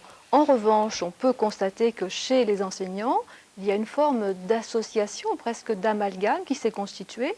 Alors, on peut faire l'hypothèse que c'est la conjonction des dates 93-95 qui ont été à la source de cette association. On peut faire l'hypothèse que c'est la difficulté à concevoir des contenus d'enseignement rénovés et qu'il y a eu une opportunité, une forme de facilité. On notera que dans les savoirs d'accompagnement figure une liste très très composite d'éléments certes intéressants, dont certains sont manifestement en relation avec la gestion de la vie physique. Et le problème qui est alors posé, c'est pourquoi est-ce que cela ne nourrirait pas les groupes d'activités, différents contenus d'enseignement relatifs aux APS. Régis Dupré. Oui, je pense que la question de la gestion de la vie physique n'est pas isolée des autres finalités. Et il faut que dans tout acte d'enseignement de l'éducation physique, on prenne en compte véritablement les trois finalités, que ce soit un système en interrelation. Et à ce moment-là, quelle que soit l'activité qui sera support du programme, on pourra avoir en vue une gestion future de la vie physique. Il n'y a pas seulement à prendre l'échauffement comme support, la relaxation, la musculation ou autre activité. Dans le traitement du handball, dans le traitement de l'escalade ou de toute activité, on peut y parvenir. Si on permet à l'élève un développement de ses capacités, l'acquisition d'une certaine autonomie dans ses apprentissages, si on lui donne une certaine habitude de la pratique, un certain plaisir à pratiquer, si on lui permet une connaissance de soi, on va avancer sur la gestion future de la vie physique. Robert Ney. En deux mots, pour compléter ce qui vient d'être dit là-dessus, il me semble que dans la vie physique, ça concerne à la fois des pratiques quotidiennes, ça concerne des pratiques d'entretien, ce dont on vient de parler, ça concerne des pratiques professionnelles et ça concerne des pratiques, qu'on pourrait dire, de loisirs. Moi, ce qui me frappe, c'est que les programmes actuels se centrent beaucoup sur les pratiques qui peuvent déboucher sur les loisirs et qu'il y a, de ce point de vue-là, un travail à faire pour repenser et compléter ces programmes. Une question par fax de Montpellier. Oui, Montpellier. Une question pour Thierry Tribala. Peut-on parler du 9e groupement? Quelle place pour les activités dites d'entretien? En faut-il une évaluation?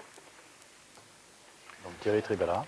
Je ne sais pas si le 9e groupement restera au stade ou au statut de l'Arlésienne. On en parle beaucoup, mais on ne voit pas beaucoup arriver. Bon, ce qui est important de comprendre, c'est que Geneviève l'a dit tout à l'heure, quand on compare les pratiques physiques des Français et quand on compare la majorité des pratiques de milieu scolaire, il y a un décalage qui devient de plus en plus difficile à supporter.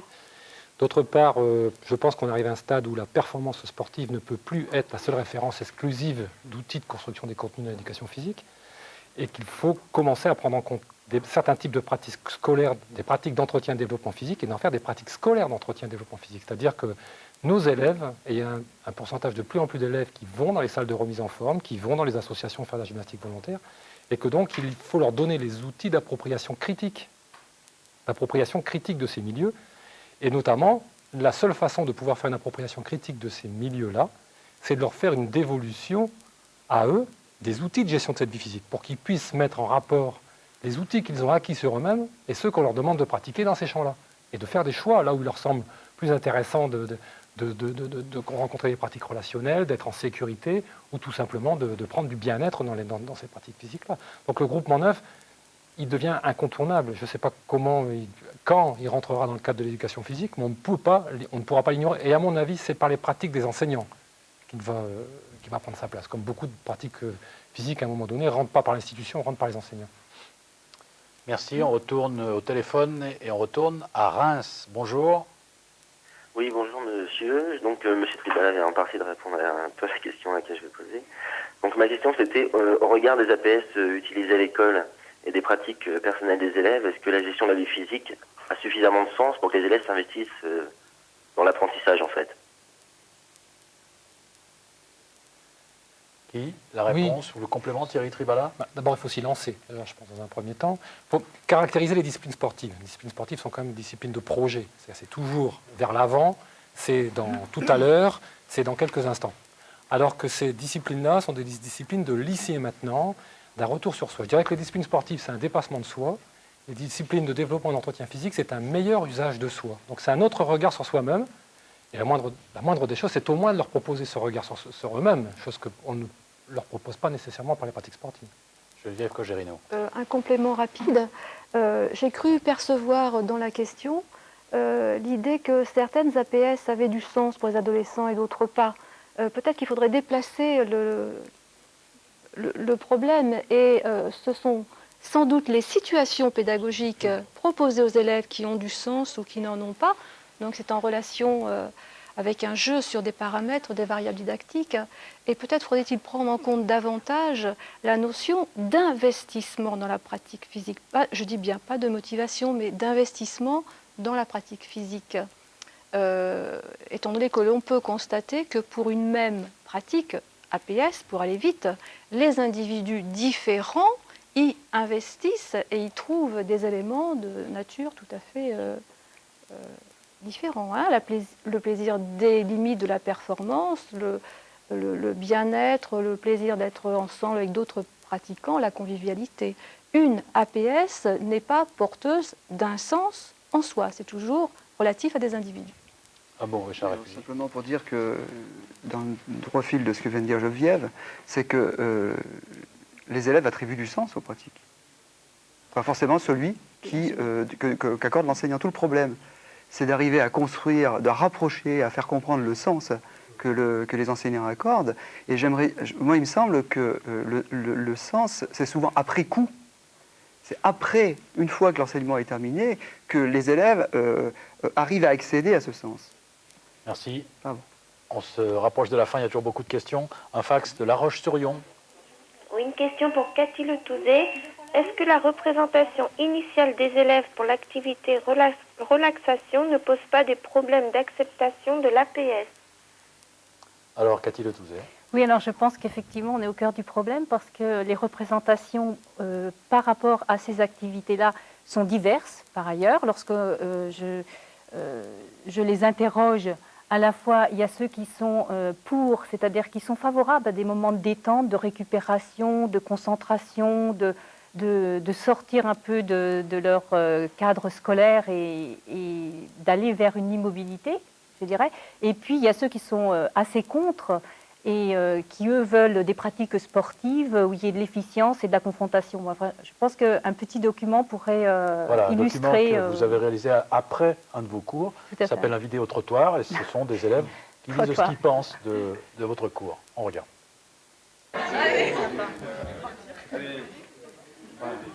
Alors c'était comment? Ben c'était un peu crevant. Enfin crevant. Ça donne envie de dormir quoi. Bah, franchement, moi je trouve que, je sais pas, après le sport c'est pas bien. Je trouve que c'est mieux pour dormir ou avant de dormir quoi. J'étais très décontractée, très relaxée. Je me suis même endormie. Non, rien de spécial franchement. On est calme, on est bien. Bah, c'est pas mal, parce que ça détend l'esprit, puis ça détend le corps aussi. Donc c'est vrai qu'avant par exemple de faire un contrôle, je pense que ça serait une bonne chose. Il y en a peut-être à qui ça apporte plus, mais bon pour moi j'ai pas trouvé que ça m'apportait beaucoup, voilà. Moi j'aime mieux le foot. T'aimes mieux le foot? Ouais. Mais c'est pas mal non plus. Surtout après qu'on ait couru, ça relaxe. Ouais. Comment dire, c'était un moment détente. On sent vraiment qu'on est libre, je sais pas comment expliquer ça, mais c'est bien quoi. Voilà. Avant les cours, bah, ça me décontracte, ça me déstresse un petit peu parce que le stress avec les cours, donc ça me décontracte énormément.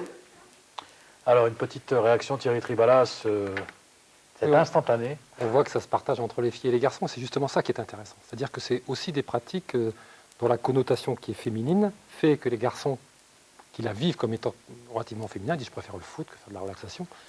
Et ce n'est pas le fait de leur imposer ces pratiques-là, c'est de leur permettre une exploration à un moment donné, donc de découvrir quelque part quelque chose qu'ils n'auraient peut-être jamais découvert s'ils n'avaient pas participé là. Mais il reste quand même libre du choix de la pratique de cette relaxation pour lui-même. Mais ça me semble essentiel à un moment donné de faire ce pas-là.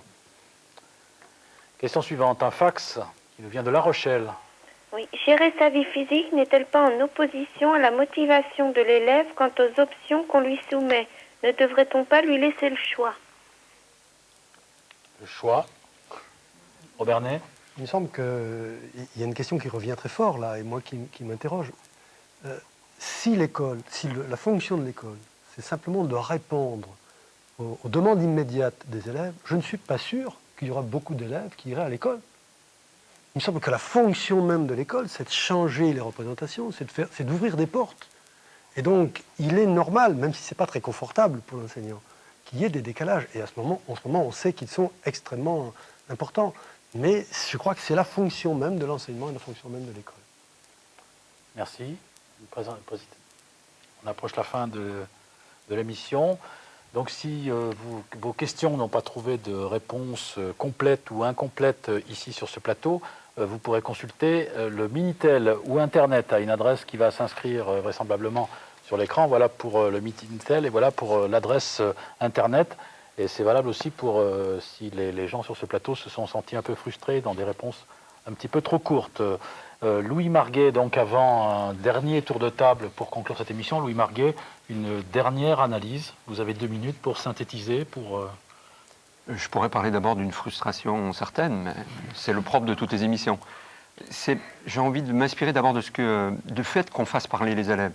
Il me semble que ça m'incite à dire que le slogan ou le précepte « l'élève au centre », pour moi aujourd'hui après l'émission, passe à non pas l'élève au centre, mais l'élève actif et responsable de sa formation. Je crois que toutes les propositions qui ont été faites aujourd'hui, les programmes, la nature des contenus, les scénarios d'intervention vont dans ce sens-là. Je voulais aussi, en fin d'émission, repérer qu'on évite peut-être certaines dérives et que nos propositions, que les propositions qui sont faites ici sont intéressantes de ce point de vue-là. La dérive, c'est celle que je connais dans ma pratique habituelle. Ça m'arrive effectivement de passer du cycle d'endurance, de course longue, à effectivement un effet direct sur la santé, sur la vie physique. Ça, c'est une dérive, je crois qu'on a identifié, qui va se dépasser. Il existe aussi une dérive qui a été identifiée par un enseignant du Québec. Après avoir fait le constat que l'état de santé des Québécois par rapport aux Européens du Nord était déficitaire, le Québec, à un certain moment, a pris la décision de faire que l'éducation physique serait, que la santé serait confiée à l'éducation physique. Et là, il y a eu des dérives qu'il a constatées qui sont très intéressantes et qui sont probablement locales.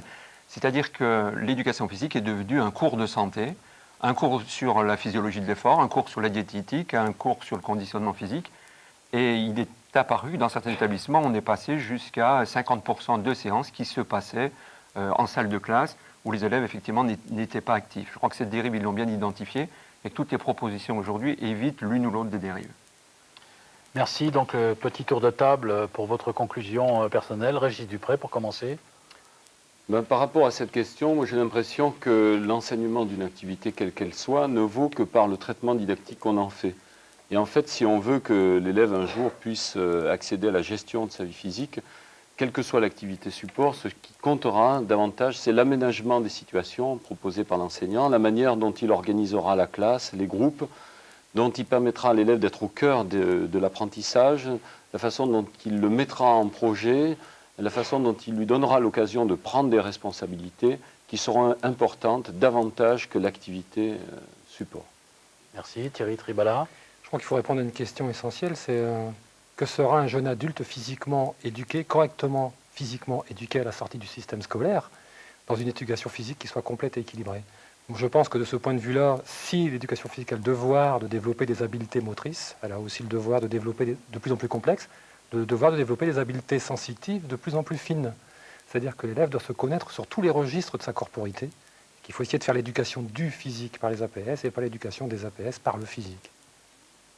Richard Réfugi. Je dirais, moi, que cette volonté impose de conjuguer conceptualisation et prestation de qualité, ce qui pose des problèmes professionnels énormes. Geneviève Cogérino. En conclusion, je rassemblerai quelques questions. Est-ce que la gestion de la vie physique, c'est une déclaration d'intention ou est-ce qu'il est possible de l'opérationnaliser? Est-ce que la mention, la gestion de la vie physique, est utile seulement à la corporation des enseignants ou est utile aux élèves? Et l'enseignement de la gestion de la vie physique tient-il davantage à des contenus disciplinaires? Tient-il davantage à une démarche d'apprentissage, voire à simplement une relation interpersonnelle enseignant-élève? Ou est-ce que l'enseignement de la gestion de la vie physique relève d'acquisition transversale au sens de non strictement APS, prendre des décisions, se connaître physiquement, savoir s'entraîner, etc. Merci. Cathy Le Touzet. Oui, moi, j'aurais envie de continuer sur la proposition de Geneviève, c'est-à-dire qu'il me semble que ici, l'ensemble de l'équipe éducative doit être au cœur des différentes notions qui ont pu être abordées, et notamment sur tout ce qui est en rapport avec la connaissance de soi. Et j'aurais envie de dire aussi que le savoir gérer sa vie physique, c'est un ensemble de voies pour aller vers l'harmonie de l'être et que c'est aussi cela que l'on développe dans le cadre de l'école. Et pour terminer, donc, Robert Ney. Et moi, je vais me conduire comme un candidat consciencieux, sinon brillant, et essayer tout simplement d'établir une relation entre les questions posées au départ et le point où on en est après ce débat.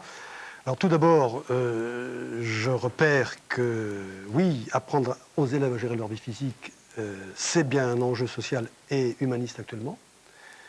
Oui, me semble-t-il, le défi disciplinaire peut être relevé, notamment si j'en juge par les propositions concrètes qui nous ont été proposées, également par les analyses de nos chercheurs. Oui, encore, les programmes actuels ouvrent de réelles perspectives, mais il me semble que tout ce qui a été dit ici nous invite, et ce n'est pas du tout anormal, à faire qu'on aille plus loin au niveau des programmes. Comment? Je dirais tout d'abord, il me semble qu'il doit y avoir une intégration plus claire des pratiques d'entretien, et au moins pour les lycées professionnels, des pratiques professionnelles. Deuxièmement, il en a été fortement question, il me semble qu'il est nécessaire de retraiter l'ensemble des activités, et quand on dit retraiter, il ne s'agit pas d'une simple simplification. Il ne s'agit pas de faire que les activités sportives simplement soient assimilées par les élèves. Il s'agit de se placer du point de vue de la mission spécifique de l'école, qui est de s'adresser à tous et pour toute l'existence. Alors, ce que je repère, moi, c'est que ça suppose, pour les enseignants, un changement de référentiel. Et notamment, ça suppose un changement du rapport à soi, du rapport aux autres, et ce qui me frappe aussi, du rapport au temps. Je repère, par exemple, qu'il faut différencier très clairement ce qui est de la recherche de l'efficacité comparée, pour dire les choses rapidement, et il faut passer maintenant à une efficience individuelle. Je vois que l'immobilité relative a droit de place au même titre que le mouvement. Il me semble que le bien-être aussi a une place au même titre que l'économie de l'action. Et il me semble que les relations entre élèves passent surtout par l'échange et l'émulation plutôt que par la concurrence. Alors, ça a été très fortement évoqué, ça suppose un effort important des enseignants pour modifier les représentations et le point de vue des élèves. Et ça ne va pas se faire très simplement. On a vu aussi, et je crois que c'est tout à fait important, qu'il est nécessaire d'évaluer fortement, et là je m'adresse aux chercheurs, dans quelle mesure le travail que l'on mène là se traduit effectivement par des comportements chez nos futurs adultes. Je terminerai par une interrogation. Quand on voit la vitesse à laquelle les usages sociaux évoluent, on peut se demander si ce que seront les usages sociaux de nos jeunes dans 20 ans. Et ça, on n'en est pas capable. Pas encore, non. Voilà, donc c'est terminé. Merci à tous, merci à ceux qui ont participé à cette émission et qui étaient là, merci à ceux qui l'ont regardé, merci à ceux qui ont permis de réaliser une émission de télévision interactive et d'avoir sollicité les compétences des gens qui sont réunis ici, et puis à la prochaine fois.